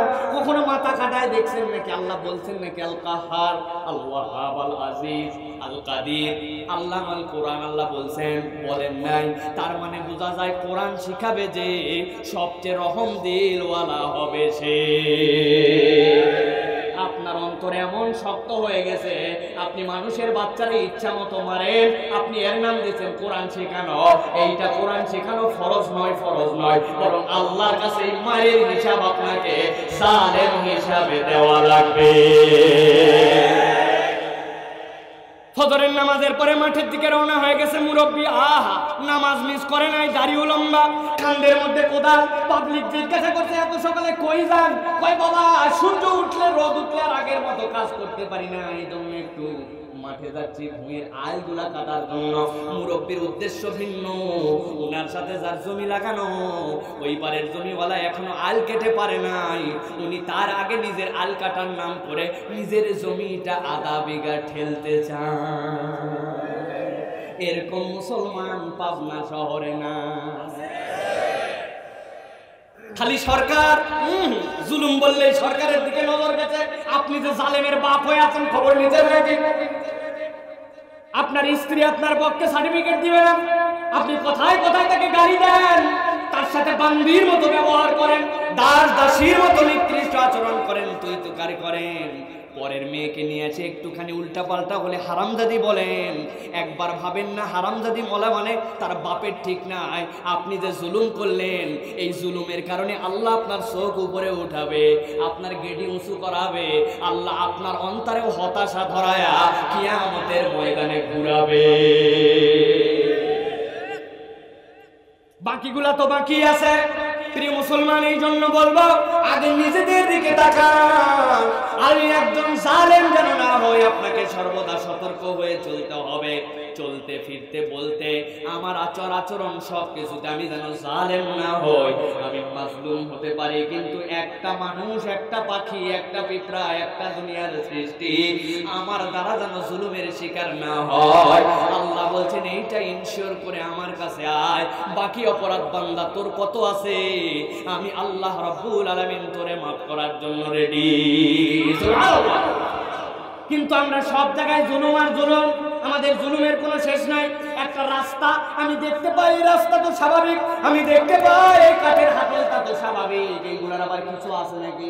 আল্লাহ বলছেন না, এরকম স্বাভাবিক ভাবো না। ইসাব্বিহু লিল্লাহি মা ফিস সামাওয়াতি ওয়া মা ফিল আরদ। আল্লাহ বলছেন আসমান জমিনে যা কিছু আছে সবকিছু আল্লাহর তাসবিহ করে। প্রত্যেকেই কেমনে তাসবিহ করতে হবে তার তাসবিহ তাদেরকে শিক্ষা দেওয়া আছে। আপনার এই কাঠের চেয়ারকে আপনি মরা দেখতে পান, আপনি টেবিলকে মরা দেখতে পান, এইটাকে লোহা দেখতে পান, ওইটাকে বাঁশ দেখতে পান, এইটাকে এলইডি লাইট দেখতে পান, এইটাকে স্পিকার দেখতে পান, কিন্তু আমার আল্লাহ তাদের জন্য তাসবিহাত রেখেছেন। এইটা বোঝার যোগ্যতা আমার নাই। এই জন্য সৃষ্টির কারোর সাথে জুলুম করার মতো কোনো অধিকার আমার নাই। রাস্তা বানানো লাগবে খোয়া দিয়া, সেই জায়গায় দিছে 3 নম্বর ইট, আছে না? বিল্ডিং ঢালাই দেওয়া লাগবে লোহা দিয়া, সেই জায়গায় দিছে বাঁশ, তাই না? আছে না? প্রিয় মুসলমান, এই জন্য প্রথমটা মনে রাখতে হবে, যারা জুলুম করে আল্লাহর কাছে উঠবে তাদের বাঁচার কোনো কায়দা নাই। এবার একটু কোরআনুল কারীম থেকে আমরা দেখার চেষ্টা করি তো, দুনিয়ার বুকে এই যে আল্লাহ জুলুমের দিনে এরকম করে উঠাবেন, ওই মানুষগুলার কোনো গুনাহগুনের কথা আল্লাহ বলেছেন কিনা, তাদের স্বভাব চরিত্র কেমন হবে, কেমনে দেখা যাবে আমি সেই রোগী কিনা, আমার সিমটমটা কি? আপনার যদি জ্বর আছে, কপালে হাত দিলে মাথা গরম দেখা যায়, মুখের মধ্যে পানি মিষ্টি দিলেও তিতা তিতা লাগে, তাইলে বোঝা যায় আপনার জ্বর আসছে, ঠিক কিনা ভাই? আল্লাহ রাব্বুল আলামিন বলছেন যারা জালেমবাজ হবে তাদের কেমন চরিত্র হবে দেখো তো। সূরা দাহার 27 নম্বর আয়াতের মধ্যে রব্বুল আলামিন তাদের একটা পরিচয় দিয়েছেন। আল্লাহ বলেন ইন্না হাউলাই ইউহিব্বুনাল আজিলাতা ওয়া ইয়াদরুনা ওয়ারাআহুম ইয়াওমান সাকিলা। আমার আল্লাহ বলছেন যারা দুনিয়ার বুকে জালেমবাজ হবে, আমি আল্লাহ তাদের দুইটা চরিত্রের কথা বলে দিলাম। এই মানুষগুলার ঘোরাফেরা আচার আচরণ দেখলে বুঝবে এই মানুষগুলা জালেম এবং জুলুমের মধ্যে রত আছে। আল্লাহ বলছেন তাদের 1 নম্বর সিস্টেম হচ্ছে ইউহিব্বুনাল আজিলা। ওই মানুষগুলা দুনিয়াদার হয়ে গেছে, দুনিয়া ছাড়া তার কাছে আর কোনো সাবজেক্টই নাই। দুনিয়ার দুনিয়া যা করে সব দুনিয়ার জন্য। চেয়ারম্যানে দাঁড়ায় গেছে, মাহফিলে আসছে ওনার ধান্দা, আমি বক্তব্য দিয়ে কখন বলবো, আমার দোষ ত্রুটি পিছনের গুলা মাফ করবেন, সামনে আমার নির্বাচিত করবেন, ওনার ধান্দা এটা। উনি নামাজের সিজদায় গেছে সুবহান রাব্বিয়াল আলা ভুলে গেলে, উনি ভুলে না যে আল্লাহ তুমি আমারে চেয়ারম্যান বানাও। যত মাহফিলে যায় রাতকে রাত যাওয়ার পরে বলে আমি মাহফিলে যাই, আসলে আসল উদ্দেশ্য ভিন্ন। আসলে বুঝাতে চাই উনি মাহফিলের সাথে আছে যাতে জনগণ ভুল বুঝে ধোকায় পড়ে উনারে মেম্বার চেয়ারম্যান বানায়, ঠিক কিনা? আগে তা ওইগুলা বেশি ছিল, এখন এইগুলা ঝামেলা সংযত উঠে গেছে ভাই, এখন আর ব্যালট মারা লাগে না, তাই না? কত সহজ হয়েছে আমাদের, আলহামদুলিল্লাহ বলেন। প্রিয় মুসলমান ভালো করে বোঝেন, দুনিয়া দুনিয়া দুনিয়া টার্গেট আপনার দুনিয়া। আমি মেম্বার চেয়ারম্যানদেরকে শ্রদ্ধা করে বলছি, আপনার দোয়া ভিন্ন হবে ভাই। আপনি আল্লাহর কাছে দোয়া করবেন, রব্বুল আলামিন আমাকে যদি সত্যি তুমি যোগ্য মনে করো, আমি যদি আরো যারা দাঁড়াইছে তাদের মধ্যে যদি সত্যি আল্লাহ ভীরু মানুষ হয়, মুত্তাকি হয়, আমার দ্বারা যদি জনগণের সত্যি কল্যাণ হয়, আমি শয়তানের প্ররোচনায় কোনো এক পর্যায়ে যে জুলুমবাজ যেন না হয়, এরকম সম্ভাবনা তোমার কাছে যদি লেখা থাকে আমার তকদিরে, আল্লাহ তোমার কাছে বলি মেহেরবানি করে আমারে চেয়ারম্যান বানায়ো না, আমারে যত ভোটে ইচ্ছা তত ভোটে ফেল করায়ো, আর যদি আমার দ্বারা দুনিয়া আখিরাতে এটা কল্যাণ হয় তবে তুমি আমারে চেয়ারম্যান বানায়ো। এইটা হচ্ছে প্রকৃত ইমানদারের কামনা। কিন্তু আমাদেরটা এখন সব বাদ, যেমনে হোক তেমনে হোক, ভোট পাইয়ে হোক না পাইয়ে হোক, চেয়ারম্যান হওয়াই লাগবে। আল্লাহ রাব্বুল আলামিন বলছেন চিনে নাও, ইন্না হাউলাই ইউহিব্বুনাল আজিলাতা ওয়া ইয়াদরুনা ওয়া। এই উদ্দেশ্য যদি আপনারও হয়, হুজুর আপনিও কিন্তু দুনিয়াদার হয়ে গেছেন, হুজুরেরও কিন্তু বাঁচার উপায় থাকবে না, ঠিক না? এই জন্য আল্লাহ রাসূল একটা কথা বলছেন, ও যুবক ভালো করে শোনো, ভালো করে মাথার মধ্যে সবসময় রাখবে, শিরিক 2 প্রকার। কয় প্রকার? একটা একটা শিরকে আকবার, ওইটা আল্লাহর সাথে সরাসরি শিরিক, আর একটা হচ্ছে শিরকুল আসগার, যেটা হচ্ছে ছোট শিরিক। রাসূলের কাছে জিজ্ঞাসা করলে ওমা হিয়া ইয়া রাসূলুল্লাহ, ইয়া রাসূলুল্লাহ ওই শিরিকে আসগার আবার কেমন কি? আল্লাহর নবী বললেন আল্লাহর জন্য যা হওয়ার কথা ছিল ওইটা আল্লাহর দেওয়া হুকুমেই করো, কিন্তু আল্লাহর জন্য না করায় লোক দেখানোর জন্য করো। অন্য সময় রুকু সিজদা টপা টপ মারে, এখন দেখছে মসজিদে আসছে আরো 2-3 জন দেখতেছে, এখন রুকুতে অনেক সময় নেয়, সিজদায় অনেক সময় নেয়, ওইটা আল্লাহকে দেখায় নয়, পাবলিক রে দেখানোর জন্য। আছে না ভাই? অন্য সময় মহিলা দেখলেই তাকাই না, শুধু যেদিকে যায় চোখ বরাবর নিয়ে দূরবীনের মতো দেখে উপর থেকে নিচ, কিন্তু পাশে আরেকজন আসছে, সুফি সাহেব সবসময় মাথা নিচু করে, কোন ছেলেই হয় না, উনার আল্লাহ নিষেধ করছিল, আল্লাহকে ভয় করে নাই, উল্টা জনগণকে ভয় করছে, আর জনগণকে ওই বাহবা পাওয়ার জন্য ইবাদত করছে। এইরকম লোক দেখানো কোনো আমল যদি হয়, আমার নবী বলছেন এইটা হচ্ছে ছোট শিরক। মনে থাকবে, এটা হচ্ছে 1 নম্বর তাহলে অপরাধ। দুনিয়া দুনিয়া দুনিয়া হিসাব মিলাই নেন। আপনি এলএম শিখেন, আপনি জ্ঞান শিখেন, এসএসসিতে ভালো রেজাল্ট চান কেন? যেন ভালো কলেজে ভর্তি হতে পারেন। এইচএসসিতে ভালো রেজাল্ট চান কেন? যাতে করে ভালো একটা ইউনিভার্সিটিতে চান্স পান। ইউনিভার্সিটিতে অনার্স মাস্টার্স করেন কেন? যেন একটা ভালো চাকরি হয়। ভালো চাকরি আপনি কেন করেন? ওই ভালো চাকরি এই জন্য করে যাতে করে দুনিয়াতে ভালো বেতন পায়। ভালো বেতন কেন চান? দুনিয়ায় একটা ভালো বাড়ি হবে, একটা অবস্থান হবে, দুনিয়ায় একটা আমার সুরত হবে। তার মানে আপনার গোড়ায় গন্ডগোল আছে, গোড়ার থেকে আপনি উপর পর্যন্ত দুনিয়া দুনিয়া করে গেছেন। মুসলমানের টার্গেট কিন্তু এইটা হতে পারে না, ঠিক কি না? তাহলে নিয়ত বিশুদ্ধ করেন। কি জন্য পড়বেন আপনি? আপনার প্রথম টার্গেট হবে আল্লাহর দেওয়া বিধান, আল্লাহর দেওয়া হুকুম, কোরআন সুন্নাহ অনুযায়ী আমি যেন বুঝতে পারি, আল্লাহর দেওয়া দুনিয়ার বুকে হালাল রিজিক যেন আমি তলব করতে পারি, কারো মুখাপেক্ষী না হয়ে আল্লাহর দিকে মুখাপেক্ষী হয়ে চলতে পারি, আল্লাহর জমিনে আল্লাহর দিন নিয়ে আল্লাহর পক্ষে একজন কর্মী হিসাবে যেন চলতে পারি। এই জন্য ইলম শিখি, এই জন্য জ্ঞান অর্জন করি। এইটা যদি আপনি করতে শুরু করেন, আপনার রেজাল্ট যাই হোক না কেন, আপনার ইলম অর্জনটাও আল্লাহর কাছে ইবাদত হিসাবে গণ্য হবে। তাহলে 1 নম্বর তাদের গুণ দুনিয়াদার, আর 2 নম্বর আল্লাহ রাব্বুল আলামিন বলছেন তাদের আরেকটা গুণ হচ্ছে ওয়ায়াযারুনা ওয়ারাহুম ইয়াওমান সাকিনা। ওই মানুষগুলোর জন্য দ্বিতীয় দোষ হচ্ছে পরকালের সেই মহা জিন্দেগির ব্যাপারে একবারে বেখবর। গুণেই না, পরকাল নামে কিছু আছে, তার চাল চলন আচার আচরণে কোনো ফিলিংসই নাই। বরং পরকালের কথা বেশি বেশি করে বললে বলে রাখো তো ভাই, এগুলো পরে হবে। আছে না ভাই? খালি ঝামেলা করো ভাই। নামাজে যাচ্ছি তো ভাই, পাওয়ার ফেলেটা শেষ হোক ভাই। পাওয়ার ফেলের আর মাত্র 13 বার বাকি আছে। পাওয়ার ফেলে কি রে? ওই হুজুর আর 9টা বল আছে, সব ফিল্ডার ভিতরে। এখন খালি সাকিব আল হাসান বাংলাদেশের তার উপর দিয়ে তুলবে, এমনই উপরে তুলছে, আবার ওইগুলো পার হয় নাই, ভিতরেই টপাটপ। কি খেলাটাই না খেলতেছে না ভাই। ওই পাওয়ার ফেলে নিয়ে আপনি ব্যস্ত আছেন। যার 5 পয়সা ভ্যালু নাই, আপনার তালির ভ্যালু নাই, আপনার টিভি আপনার, কারেন্ট আপনার, বিদ্যুৎ আপনার, এমবি আপনার, সুখ আপনার, টাকা পয়সা খালি ওদের।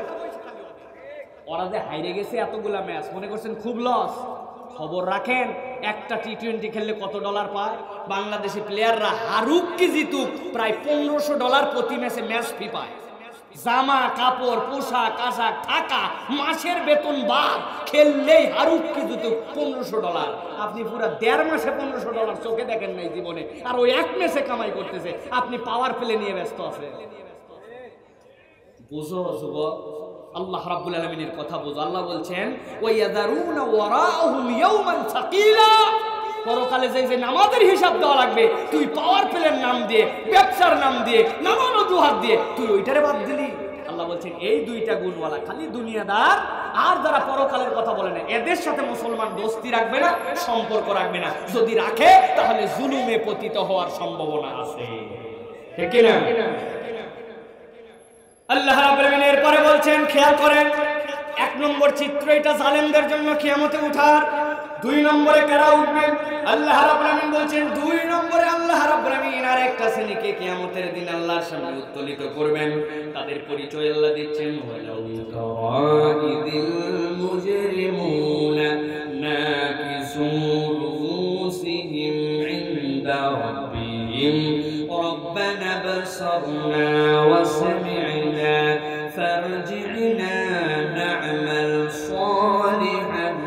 ইন্না মুকিনুন।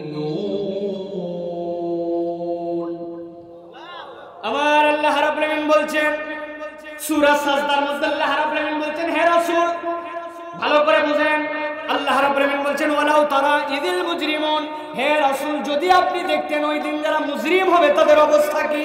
আল্লাহ নবীকে এই কথা বলার কারণ কি? অন্য জায়গায় আল্লাহ রাব্বুল আলামিন সেটা পরিষ্কার করেছেন, দুনিয়ায় যেই মানুষগুলা দুনিয়ার বুকে চলাফেরা করে মৌলিকত্বে রব্বুল আলামিন কোন মানুষকে তার মৌলিক নিয়ামত দিতে কখনো পার্থক্য করেন না। কথাটার মানে বুঝেন নাই? এখানে এমন মুসলমান আছে যেই মুসলমান ফজরের নামাজে সবার আগে হাজির হয়, আছে কিনা ভাই? আবার এমন মুসলমান আছে যেই মুসলমান জুম্মার দিনে কতকামাতিস সালাহ শোনার পরে এমন শিশুর কাটা দৌড় লাগায়, এক জুতা বাইরে আরেক জুতা মসজিদের ভিতরে, আছে কিনা? তাহলে দুই ধরনের মুসলমানই এখানে আছে, জুম্মাও পায় কি পায় না, আরেকজন একদিনও ফজর ছাড়ে না, দুইজনই জমি লাগাইছে পাশাপাশি দুইজনের জমি। যিনি পাঞ্জেগানা মুসল্লি আল্লাহর খাস বান্দা, উনার জমিতে ইরি ধান বিঘা প্রতি 20 মণ, আর যেইটা খালি জুম্মা পড়ে উনার ধান বিঘা প্রতি 5 মণ। তাই আপনার এলাকায় অনেক হিন্দু ভাইরা আছে, দুইজনই আপনারা আখ লাগাইছেন, আখ কুশাল লাগাইছেন। মুসলমানের জমিতে আখ মিষ্টির মিষ্টি, আর হিন্দুর জমির আখ হচ্ছে তিতার তিতা। তাই আল্লাহ বলছেন মৌলিক এইগুলা নিয়ামতে বান্দা আমি পার্থক্য করি নাই। মানুষ দুই দিক দিয়া খায়, কয় দিক? একটা খাবার তার কিনা লাগে, কামাই করার চেষ্টা করা লাগে, আর একটা খাবার কেনার জন্য আল্লাহ রাব্বুল আলামিন বান্দার হেডেক দেন নাই, চিন্তা দেন নাই। যেই খাবার ছাড়া আপনি একদিন 2 দিন 3 দিন বাঁচতে পারেন, ওইটার জন্য আপনার পাগলামো সাগলামো আবেগের কোনো শেষ নাই। কেমনে চাল পাবেন, কেমনে ডাল পাবেন, কেমনে তরি তরকারি, কেমনে তেল, কেমনে আগুন, এইটার জন্য মানুষ পাগল। আর একটা খাবার ছাড়া মানুষ 5 মিনিটও বাঁচে না, ওইটা নাক দিয়ে আপনার যায়। ওই অক্সিজেনটা কোনো বান্দারে কিনে খাওয়া লাগে না। লাগছে? যাদের কিনে খাওয়া লাগছে তারা জানে, আমরা একটু জানি। করোনায় আক্রান্ত হয়েছিলাম, একই পরিবারের দাদা মারা গেছে, চাচা মারা গেছে, ফুপু মারা গেছে, নানি মারা গেছে, একই বাড়িতে থাকে, উপরতলা নিচতলায় শেষ। ফেরত আসছে, আমি আর আমার বাপ হাসপাতালে ছিলাম। আব্বার বিল যখন আজগর আলী হাসপাতালে শোধ করলাম, তখন দেখি অক্সিজেনের বিল আসছে 7 দিনে 79,000 টাকা। বয়স কত একটু হিসাব লাগান, আর কতগুলো অক্সিজেন খাইলেন হিসাব লাগান। আল্লাহ রাব্বুল আলামিন বলছেন এই মৌলিকত্বের রব্বুল আলামিন কাউকে পার্থক্য করেন নাই। কিন্তু রাসূল কিয়ামতের দিনে এক শ্রেণী যেই মানুষগুলো দুনিয়ায় বড় বড় গল্প দিয়েছে, আপনি ইসলামের পথে ডেকেছেন, আপনি মানুষকে দ্বীনের কথা বুঝিয়েছেন, হাজার অনুরোধ করেছেন, সে বুঝেও ফেলছিল, তারপরেও দুনিয়ার বুকে মুসলিম। কিয়ামতের দিনে চাল ডাল মিলায় একসাথে রাখা হবে না। আল্লাহর পক্ষ থেকে ঘোষণা চলে আসবে সালামুন কাওলাম মির রাব্বির রহিম। এক শ্রেণীর জন্য সালাম, আর এক শ্রেণীকে বলে দাও হবে আমতাজুল ইয়াউমা আইয়ুহাল মুজরিমুন। মুসলিমদেরকে আলাদা করে ফেলো। আমার আল্লাহ বলছেন রাসূল কিয়ামতের দিনে যারা আল্লাহর দুশমন, নবীর দুশমন, ইসলামের কথা পছন্দ করত না, প্রকারান্তরে গভীরভাবে ষড়যন্ত্র করত কেমনে ইসলামের বিপক্ষে কাজ করা যায়, কেমনে কোরআনের বিপক্ষে করা যায়, উপরে উপরে খুব সাই দেয়, তলে তলে ফোন লাগায়, মাহফিল না হয় ভালো ছিল। দুনিয়ায় মানুষ চিনতে পারে না, কিন্তু আল্লাহ রাব্বুল আলামিন বলছেন ওরেও অক্সিজেন বন্ধ করেন না আল্লাহ। ওই রব্বুল আলামিন ওরেও ধান চালের থেকে কমতি দেন না, জমি জমার আবাদ সমান সমান দেন। কিন্তু আল্লাহ রাব্বুল আলামিন বলছেন ওয়ালাউ তারা ইদিল মুজরিমুনা নাকিসু রুসিহিম ইনদা রাব্বিহিম রব্বানা বসারনা ওয়া সামি'না ফারজি'না না'মাল সালিহান ইন্না মুকিনুন।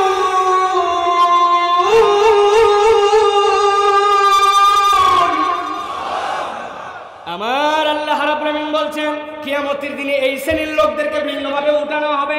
রাসূল আপনি দেখতে পাবেন না কিছু রুসিহিম, দুনিয়ার বুকে মাথা উঁচু করছিল, আল্লাহ ওই দিন কাল্লার এই জয়েন্টটা ভেঙে দিবেন। দেওয়ার পরে এই কাল্লাটার স্বাধীন উঠতে পারবে না, টপ করে ভেঙে কাল্লাটা সামনের দিকে পড়ে যাবে। নাউজুবিল্লাহ। মানুষ দেখবে কিরে এই তো সুস্থ স্বাভাবিক মানুষ ছিল, এর কাল্লা তো গেডি তো ভাঙ্গা ছিল না, এক সিনের উপর দিকে হা করাইছেন আর একজনের কাল্লা মস্কায়া রব্বুল আলামিন এইটাকে অকেজো করে মাথাটা নিচু করাই দিবেন ইনদা রাব্বিক। আল্লাহর সামনে ওরা মাথা নিচু করে থাকবে। দুনিয়ার সব মানুষ যারা অপরাধ আছে, নানান ধরনের ভুল ভ্রান্তি আছে, কিন্তু তারা দেখবে আমি তো ডান দিকে কাল্লা ফিরাই, বাম দিকে ফিরাই, কিন্তু দুনিয়ায় তো এই ব্যক্তি বড় দাপটওয়ালা ছিল, বড় তাজ্জুব ছিল, এই লোকের এই আচরণ কেন হলো? আল্লাহ বলছেন রাসূল আপনি দেখতে পাবেন ওরা যদি মুজরিম হয়, অপরাধী হয়, ওই দিন আমি রব্বুল আমিন তার রবের সামনে মাথাটা নিচু করাই দিব। আল্লাহ বলছেন এই নিচু করার পরে তারা দুইটা কথা বলবে আর একটা আবেদন শুরু করবে, আল্লাহর কাছে বলতে শুরু করবে রব্বানা আবসারনা ওয়া সামিনা। আল্লাহ দুনিয়ায় বহুবার বলা হয়েছিল, বারবার বলা হয়েছে, ওয়াজের পরে ওয়াজ করা হয়েছে, বারবার আমাদেরকে কোরআন সুন্নাহর পক্ষে ডাকা হয়েছে। আমার একটা স্ট্যাটাস, আমার একটা ভাব ছিল, আর বলছিলাম দেখি তো কি হয়, দেখি না কি হয়, আর নিজে নিজে ভাবছিল আমার থেকে বড় বুদ্ধিমান কেউ না। এরকম কিছু লোক আছে না ভাই, নিজেদেরকে মহা চালাক ভাবে, নিজেদেরকে মনে করে আমি একমাত্র বুদ্ধিমান। আমার খুব মজার একটা গল্প আছে এর জন্য। এক লোক সেলুনে চুল কাটতে গেছে, নাপিত বলেন না আপনারা, চুল কাটতে গেছে, যাওয়ার পরে কাপড় চোপড় সব বাইন্দে টাইন্দে এখন চুল কাটবে তা।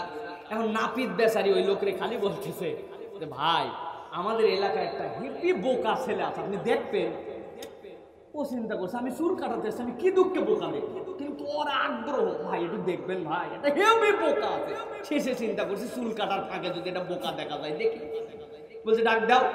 সাথে সাথে পকেটের থেকে দুইটা কয়েন বাইর করছে, একটা 5 টাকা আর একটা 1 টাকার।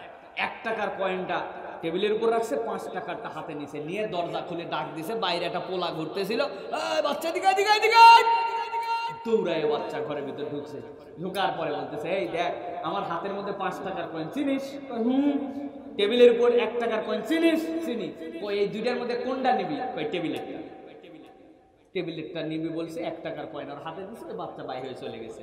আর নাপিত বলতেছে ভাই দেখছেন, বলছিলাম না বোকা কাকে বলে? এই যে দেখেন কেমন বোকার বোকা, হাতে 5 টাকা উল্লেখ করে বললাম সেনেও, তারপরে ওইটা না নিয়ে 1 টাকা নিয়ে চলে গেল। কত বড় বলো।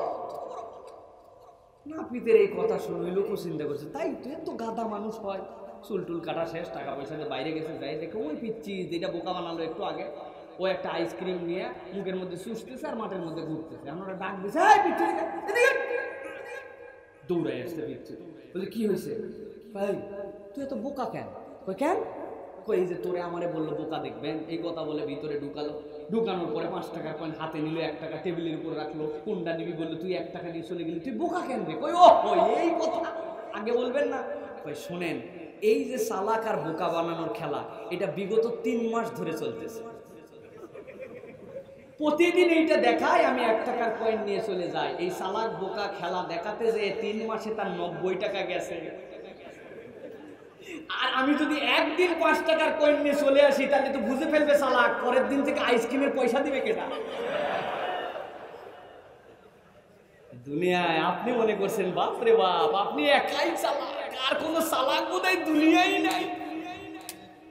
আমার আল্লাহ রাব্বুল আলামিন তাদের জন্য বলছেন, ওই মানুষগুলাকে আল্লাহ রাব্বুল আলামিন দুনিয়ায় অতি চালাক হয়েছিল, আহ্বান করলে বলতো এখনো বয়স হয় নাই, নামাজ পড়ার কথা বললে পিছলায় চলে যায়, দিন ইসলাম মানার কথা বললে অমুক দল তমুক দলের অজুহাত দিয়ে দিয়ে কোরআনের পক্ষে থাকে না, বিভিন্ন ভাবে সেখানে পিছু টান মারে।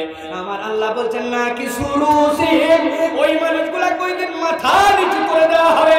আল্লাহ রাব্বুল আলামিন বলছেন ইন্না রাব্বিহিম, আর তারা আল্লাহর কাছে বলতে শুরু করবে রব্বানা আবসারনা ওয়া সামি'না। আয় রব্বুল আমিন, এতদিন শুনেছিলাম থিওরি গুলা কেবল, আজকে দেখতে পাচ্ছি তোমার আযাব কেমন। চোখ দিয়ে দেখে ফেলছি, কান দিয়ে শুনে ফেলছি আল্লাহ। আল্লাহর কাছে এরপরে তারা সবাই মিলে একটা আবেদন দিতে শুরু করবে। আল্লাহর কাছে বলবে ফারজি'না, আয় রব্বুল আমিন তোমার কাছে একটা আবেদন, আমাদেরকে একটুখানি দুনিয়ায় ফেরত পাঠাইয়া দাও। আমার আল্লাহ বলবেন যাও যাও যাও। তাই তো না? কবর থেকে আপনাদের বাপ দাদারা ফেরত আসতো তো কেউ কেউ আসেনি?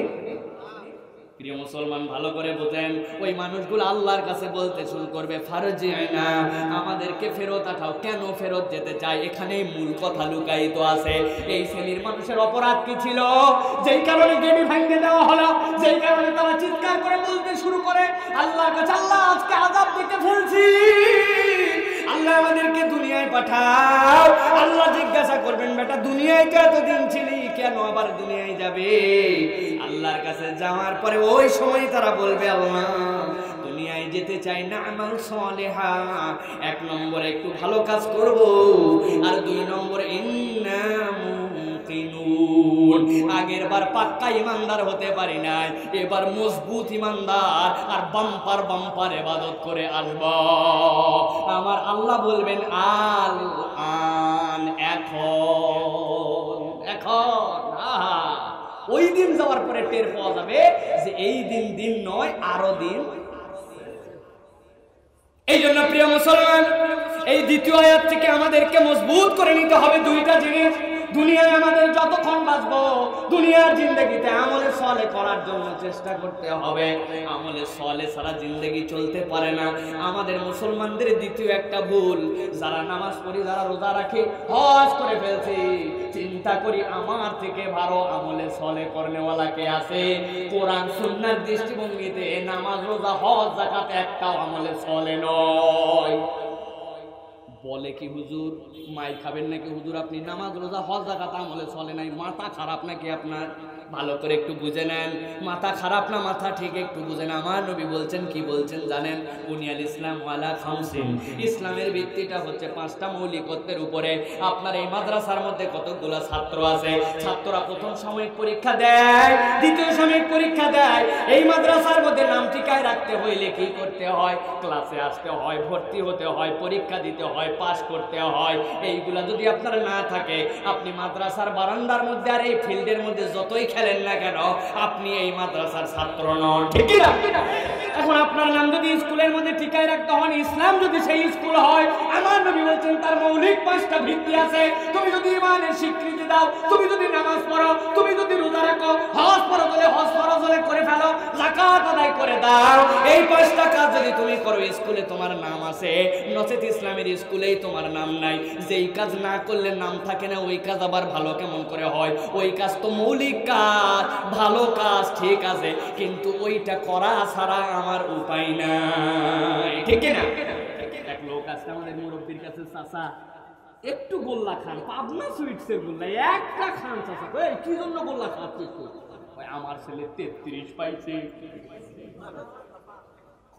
33 পাইছে, এটা বলার কি আছে রে? তুইও বেকুব, তোর বেটাও বেকুব, কোন রকম কাইটে গেছে, তুই চুপ করে থাক, গর্ধব কোথাকার। তুই আবার 33 পাই গোল্লা খাওয়াচ্ছিস কেন? বলো, বলবেন কিনা? যেই মানুষরা আপনি বলদ বলেন, হিসাব করে দেখেন ওরকম বলদ আমি আপনি হয়ে আছি, নিজেরটা তো দেখতে পাই না। আপনি নামাজ পড়ছেন মনে করছেন ভালো কাজ হয়ে গেছে, আরে না, এটা তো পাস মার্ক, এটা না হলে তো ইসলামেই থাকেন না আপনি। কি রাগ করতেছেন? এখন একটু বিচার করে দেখেন কাদের কাদের নাম স্কুলে টিকে আছে, আর কারা কারা বলদ হয়ে দুনিয়ার বুকে ভিআইপি হয়ে ঘুরি।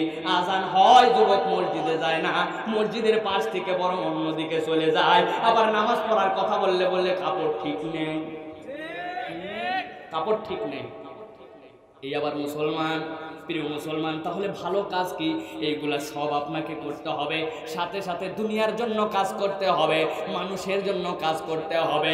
দুনিয়াতে আল্লাহ রাব্বুল আমিন এই উম্মতকে শ্রেষ্ঠত্ব দিয়েছেন একটাই কারণে। আল্লাহ বলছেন কুনতুম খায়রা উম্মাহ উখরিজাত লিন-নাস, তোমাকে মানুষের কল্যাণের জন্য সৃষ্টি করা হয়েছে। এই ব্রিজ দিয়ে আমার গাড়ি পার হয় না, আপনি চিন্তা করছেন 10টা যুবক এখানে ছিল না, এত বড় মাহফিল, হাজার হাজার লোক আসবে, হাজার হাজার লোক যাবে, আর ওই ইঞ্জিনিয়ার করে নাই তাই কি, ওই কন্ট্রাক্টর করে নাই তাই কি, 10টা যুবক এক হয়তো কোদাল মেরে জায়গাটা একটু ঠিক করে দেয়। এইটা ছিল আপনার আমলে চলে, এইটা আপনার চেতনাই নাই। আপনি মনে করছেন এইটা তো কন্ট্রাক্টরের কাজ। এই ভূগোল বুদ্ধি নিয়ে চললে আপনি ভালো কাজের সংজ্ঞা খুঁজে পাবেন না। ভালো কাজ খুঁজে দেখেন কি আছে। এলাকায় কোন মানুষ বিপদে আছে, এলাকার কোন মানুষটা অসহায়, এলাকায় কোন মানুষটা বিপদগ্রস্ত হয়ে দেনা শোধ করতে পারছে না, খবর নেন, কল্যাণমুখী কাজ করেন। রাস্তাগুলো মসজিদ থেকে শুরু করে মাথা পর্যন্ত একদিন ছাড় দেওয়ান। মসজিদে খাদেম আর মুয়াজ্জিন নিয়োগ দিয়ে রেখে দিয়েছেন, মনে করছেন সব কাজ ওদের। কেন আপনি 10 জন যুবক মিলে একদিন যেতে পারেন না? জুমার আগে কতই তো ঘোরেন, কত আড্ডা মারেন, কত ক্যারাম খেলেন, কত কিছু করেন। যাই তো আজকে মসজিদের ওযুখানাটা সাফ করে দিব, নিজেদের টাকায় হুইল কিনবো, ছাঁটা নিব, মসজিদ ধুয়ে চকচকা করবো। জানলাগুলা ময়লার ময়লা, ধুলায় হাত দেওয়া যায় না, শুধু হ্যান্ডেল খোলার ওইটুকু ধুলা মুক্ত, ফ্যানগুলা কালো হয়ে গেছে। আপনার কোনো এরকম সচেতনতা নাই। আপনি যদি এরকম মানুষ না হন, আমলে সলে আপনি বুঝেন নাই, এইটা জনকল্যাণের সাথে জড়িত আমলে সলে। আরেকটা হচ্ছে ফরজ নামাজের অতিরিক্ত আল্লাহর কাছে আপনি আল্লাহকে রাজি খুশি করার জন্য আপনি নফল পড়েন, তাহাজ্জুদ পড়েন, নফল রোজা রাখেন, সোমবার বৃহস্পতিবারের রোজা রাখেন, চাঁদের রোজা রাখেন, তাহাজ্জুদ পড়েন, ইশরাক পড়েন। দুনিয়াতে একটা মানুষ আপনার কাছে হাত পাতে, আপনার পকেটে টাকা থাক বা না থাক, আপনি কোনো মানুষকে ফিরায় দেন না। এর নাম আমলে সলে। বলেন হুজুর আমার পকেটে টাকা নাই, তারপরেও কেমনে ফিরাবো খালি হাতে না? আপনি বলবেন ভাই টাকা চাইছিলি, আমি দিতে পারলাম না, আমার কাছে নাই রে ভাই, কিন্তু দোয়া করি তোর যে অভাবদের জনটন, আমার থেকে ভালো এমন একটা মানুষের কাছে যাবি, আল্লাহ জানো তোর অভাব মিটায় দেয়। আপনি যদি এই মুখের কথাটুকু বলে দেন, এইটাও আল্লাহর কাছে একটা আমলে সলে হয়ে যাবে। এই আমলে সলে করার জন্য ওই ব্যক্তিরা দুনিয়ায় আসতে যাবে। আমার আল্লাহ বলছেন এইটার আর কোনো সুযোগ নাই। ভালো করে বুঝেন দোস্ত। কই যাচ্ছিস? কয় আমার স্ত্রী বিপদে পড়ে গেছে। কি হয়েছে? কই বাচ্চা হবে মনে হয়, পেরেশান হয়ে গেছে। ভালো করে হাদিসটা শুনে যান। আমার নবী বলছেন দুনিয়ার মানুষ মান মাশা ফি হাজাতি আখি, দুনিয়ার কোন একটা মানুষ পেরেশানিতে পড়ছে, হাসপাতালে যাবে, আপনি কিচ্ছু করার নাই, হাসপাতালেও যাবেন না, টাকা পয়সাও দিবেন না। তুই রিক্সা ধরতে যাচ্ছিস, আমি যাচ্ছি তোর সাথে, এই রিক্সাওয়ালা ভাই দিকে ভাই, আমার ভাইয়ের সাথে যাবি, কয় টাকা ভাড়া? 20 টাকা। ভাই একটু কম নে না ভাই। উনি যাবে, উনি রিক্সায় চড়বে, আপনি সাথে সাথে গেছেন, পিঠের মধ্যে হাত দিয়ে বলছেন টেনশন করেন না ভাই, আল্লাহ চাই তো কিচ্ছু হবে না ইনশাআল্লাহ। বিপদে পড়লে কোনো সহযোগিতা লাগলে, টাকা পয়সা তো আমার নাই, আমারে বলেন, আমি কিন্তু রাত্রে হলেও চলে যাব আপনার কাছে। আপনি কিছুই করেন নাই, একটা ভাইয়ের সাথে 10টা ধাপ হেঁটে হেঁটে গেছেন, একটা রিক্সা ধরায় সহযোগিতা করেছেন। আমার নবী বলছেন তুমি জানো নাকি এইটুকু আল্লাহর কাছে কত দামি আমলে সলে? আমার মসজিদে নববীতে কোনো বান্দা যদি ইতিকাফ করে, একটা ইতিকাফ 10,000 বছরের ইতিকাফের সওয়াব। আর একদিনকার ইতিকাফ যদি কবুল হয়, আল্লাহ রাব্বুল আমিন জাহান্নামের থেকে 3 পরীক্ষা দূরত্ব ঘটান। এক পরীক্ষা আসমান জমিন সমান। কোন ব্যক্তি যদি একবার কোন ভাইয়ের সাথে এতটুকু হেঁটে যায়, আমার মসজিদে আল্লাহর নবী বলছেন 1 বছর ইতিকাফ করার সওয়াব আল্লাহ লিখে দেন। আল্লাহ রাব্বুল আমিন এই জন্য বলছেন, ওই মানুষ আল্লাহর কাছে বলতে শুরু করবে ফারজি'না না'মাল সালিহান ইন্না মুকিনুন।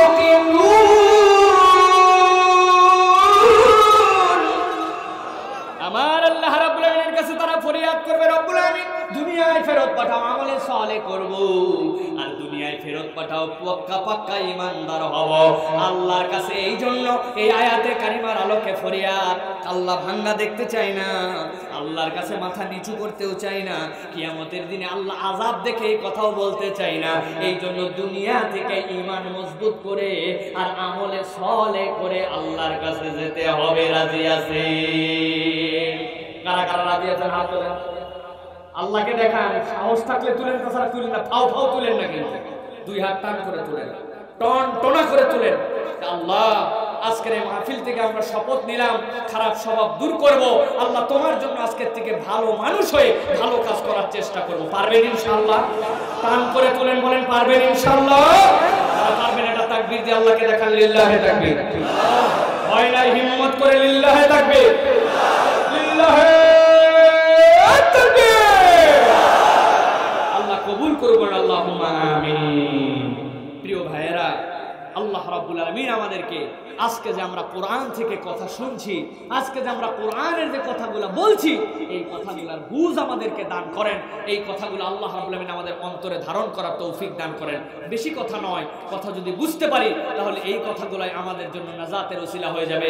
তবে যাওয়ার আগে একটা কথা বলি, প্রিয় মুসলমান, আমাদের মৌলিক সংকটের আরেকটা জায়গা রয়ে গেছে। সেইটা হচ্ছে আমরা আমাদের দুনিয়ার ইবাদত বন্দেগীগুলা নিজেদের মাথা খাটায় অনেকে করতেছি। নিজেদের মাথা খাটায় কোনো ইবাদত বন্দেগী চলবে না। ইবাদত বন্দেগী হবে আলা তরিকাতি মুহাম্মাদিন সাল্লাল্লাহু আলাইহি ওয়াসাল্লাম। মুহাম্মদ সাল্লাল্লাহু আলাইহি ওয়াসাল্লামের পথ ও পদ্ধতিতে আমরা যদি চলতে পারি, ইনশাআল্লাহ দুনিয়াতেও কামিয়াবি, পরকালেও জান্নাতের জিন্দেগি। বলেন আল্লাহুম্মা আমিন। আল্লাহ আমাদেরকে কবুল করুক, আল্লাহ আমাদের আজকের আশা ভরসাকে কবুল করুক, আমাদের মাহফিলকে আল্লাহ রাব্বুল আলামিন কবুল করুক। আজকে যে প্রচেষ্টা, আজকে যে বড় আয়োজন, আল্লাহ রাব্বুল আলামিন আয়োজনে বরকত দান করুন। আল্লাহুম্মা আমিন। মাশাআল্লাহ, ভিতরে চাদর গেছে, আলহামদুলিল্লাহ। প্রশ্ন আছে, প্রশ্ন উত্তর দিব? আচ্ছা, কয়েকটা প্রশ্ন উত্তর দিই। মাশাআল্লাহ, একজন প্রশ্ন করেছেন, মসজিদে প্রবেশ করেই 2 রাকাত সালাত পড়ার গুরুত্ব কতটুকু, অনুগ্রহ করে জানাবেন। মাশাআল্লাহ, চমৎকার প্রশ্ন। হাদিসের মধ্যে আসছে রাসূলুল্লাহ সাল্লাল্লাহু আলাইহি ওয়াসাল্লাম বলেছেন, মসজিদের একটা হক আছে। সেই মসজিদের হক কি? ইযা দাখালা আনতুমুল মাসাজিদ ফাসাল্লু রাকাতাইন। যখনই তোমরা মসজিদে ঢুকবে 2 রাকাত সালাত আদায় করবে। কোনো ব্যক্তি যদি এই আমলের উপর অটল থাকে, আল্লাহর নবীর একটা দায়েমি সুন্নাতের সওয়াব সে পেয়ে যাবে। সুবহানাল্লাহ। এই জন্য প্রিয় ভাইরা, মসজিদে ঢুকছেন, 2 রাকাত নামাজ পড়ছেন, না পড়ে বসবেন না। আর যদি মনে করেন মসজিদে ঢুকে গেছেন, এখন দেখছেন যার 1-1.5 মিনিট আছে, তাইলে তো এক্ষুনি একামত হয়ে যাবে, আমি নামাজ পড়লে ওদিকে ফরজ নামাজের মধ্যে আমি মিশাতে পারবো না, তখন আপনার সাধ্যে থাকলে আপনি বসবেন না, আপনি দাঁড়ায় থাকবেন, একামত হয়ে ফরজ নামাজে ঢুকে যাবেন, আপনার ফরজ নামাজের মধ্যেই আপনার ওই মসজিদের দুখুলুল মসজিদের সওয়াব পেয়ে যাবেন। এরপর আরেকটা প্রশ্ন করেছেন, জি, আপনারা যাদের সাধ্যের মধ্যে কুলায় বসেন প্রিয় ভাইয়েরা, আর যাদের মনে হচ্ছে আলহামদুলিল্লাহ আমাদের কথা শেষ, আপনাদের আর সময় নাই, দূর দূরান্ত থেকে আসছেন, আলহামদুলিল্লাহ 1 ঘন্টা কথা বলবো বলে আলহামদুলিল্লাহ 1.5 ঘন্টা প্লাস কথা হয়েছে, অনেক কথা হয়েছে, আলহামদুলিল্লাহ। আরেকটা প্রশ্ন উত্তর দিই, নামাজে সালাম ফিরিয়ে ডান হাত কপালে দিয়ে বাম হাতে তাসবিহ পড়া যাবে কিনা, তাসবিহ পড়ার সুন্নাহ নিয়ম কি? চমৎকার একটি প্রশ্ন। আমাদের অনেকের মধ্যে আছে, আমরা সালাম ফিরাই ফেললাম, ফিরানোর সাথে সাথে আমরা ডান হাতে এরকম কপালে দিয়ে বাম হাতে কি পরে আমি জানি না, কিন্তু সহিহ সুন্নাহ হাদিসে এরকম কোনো আমল আমার জানা নাই। রাসূলুল্লাহ সাল্লাল্লাহু আলাইহি ওয়াসাল্লাম নামাজ শেষ হওয়ার সাথে সাথে বলতেন আল্লাহু আকবার, এরপরে বলতেন আস্তাগফিরুল্লাহ আস্তাগফিরুল্লাহ আস্তাগফিরুল্লাহ, এরপরে বলতেন আল্লাহুম্মা আনতাস সালাম ওয়া মিনকাস সালাম, এরপরে ফজরে এবং মাগরিবে বলতেন রাদিতু বিল্লাহি রাব্বান ওয়া বিল ইসলামি দীনান ওয়া বিমুহাম্মাদিন নাবিয়্যিন ওয়া রাসূলা। এরপরে রাসূলুল্লাহ সাল্লাল্লাহু আলাইহি ওয়াসাল্লাম বলতেন আল্লাহুম্মা লা মানিয়া লিমা আতাই ওয়া লা মু'তি লিমা মানা। এরপর আল্লাহ রাসূল সাল্লাল্লাহু আলাইহি ওয়াসাল্লাম ফজরে এবং মাগরিবে সাইয়্যিদুল ইস্তিগফার পড়তেন আল্লাহুম্মা আনতা রাব্বি লা ইলাহা ইল্লা আনতা খালাকতানি ওয়া আনা আবদুকা ওয়া আনা আলা আহদিকা ওয়া ওয়া'দিকা মাসতাতা'তু আউযু বিকা মিন শাররি মা সানা'তু আবুউ লাকা বিনি'মাতিকা আলাইয়া ওয়া আবুউ বিযামবি ফাগফিরলি ফাইন্নাহু লা ইয়াগফিরু যুনুবা ইল্লা আনতা। এরপরে সুবহানাল্লাহ সুবহানাল্লাহ আলহামদুলিল্লাহ আল্লাহু আকবার, এইগুলা তাসবিহ পড়ে আল্লাহর নবী তারপরে যাইতেন। আমরা এটারে এমন শর্টকাট আর ফাঁকিবাজি বানাইছি, আসসালামু আলাইকুম ওয়া রাহমাতুল্লাহ, আসসালামু আলাইকুম ওয়া রাহমাতুল্লাহ, যা এই এক কাজ চালু করে নবীজির সব সুন্নাতকে দাফন দিয়েছেন। এই জন্য আপনারা দোয়া করবেন, আপনারা মুনাজাত করবেন, কিন্তু আল্লাহর নবী যে দোয়া তাসবিহ বলছে এইগুলো আগে পড়ে তারপরে, ঠিক কি না?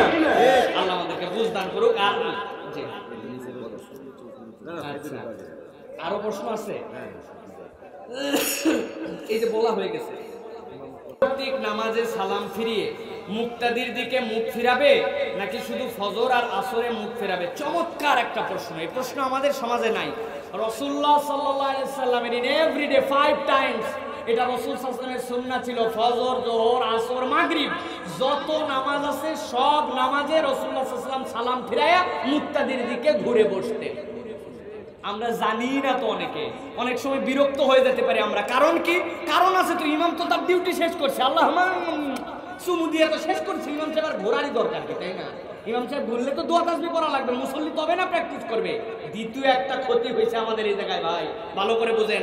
হযরত ওমর ফারুক রাদিয়াল্লাহু তাআলা নামাজ পড়ছেন, পাশে একজন মুসল্লি, ফরজ নামাজ পড়া হয়ে গেছে, ওই মুসল্লি আসসালামু আলাইকুম রাহমাতুল্লাহ আসসালামু আলাইকুম টপ করে দাঁড়ায় গেছে, উঠেই আবার সুন্নতে নিয়ত করছে। ওমর রাদিয়াল্লাহু তাআলা জামার যে আস্তিন ধরে খেস করে টান দিয়েছে, টান দিয়ে ধাবাস করে বসায় দিয়েছে। ওই সাহাবী ওই লোক তো হতভম্ব, আরে ওমর আমি নামাজ পড়তেছি, আমার নামাজের মধ্যে এরকম অসদাচরণ করলো। ওমর বললেন, কেন তুমি নামাজ পড়ছো? আল্লাহ রাসূল সাল্লাল্লাহু আলাইহি ওয়াসাল্লাম ফরজ নামাজ আর সুন্নতের মধ্যে পার্থক্য করছেন, দোয়া তাসবিহ পড়ে এটার মধ্যে আলাদা করছেন, তুমি দুইটারে মিলাই ফেলছো, সালাম ফিরে আবার দাঁড়ায় গেছো। আটকায় গেছেন আপনারা। ফরজের পরে 1 সেকেন্ড দেরি নাই, উঠে নামাজ 1 সেকেন্ড, এইটার প্র্যাকটিস চলবে না। ইমাম যদি উল্টা দিক ঘুরে বসার প্র্যাকটিস করতেন সকল নামাজে, তাহলে আস্তে আস্তে আমাদের অভ্যাস দূর হবে। প্রিয় ভাইয়েরা, আর না ভাই, আর একটা প্রশ্ন উত্তর দেবো, আর কুলানো যাবে না।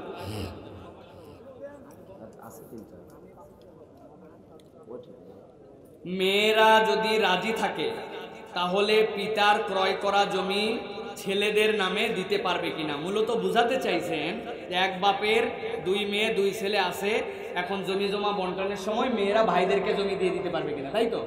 প্রিয় ভাইরা, এখানে বিধান হচ্ছে ইসলামে যে মিরাজ নামায় আগে বন্টন করতে হবে, সাই ফুসলানো যাবে না।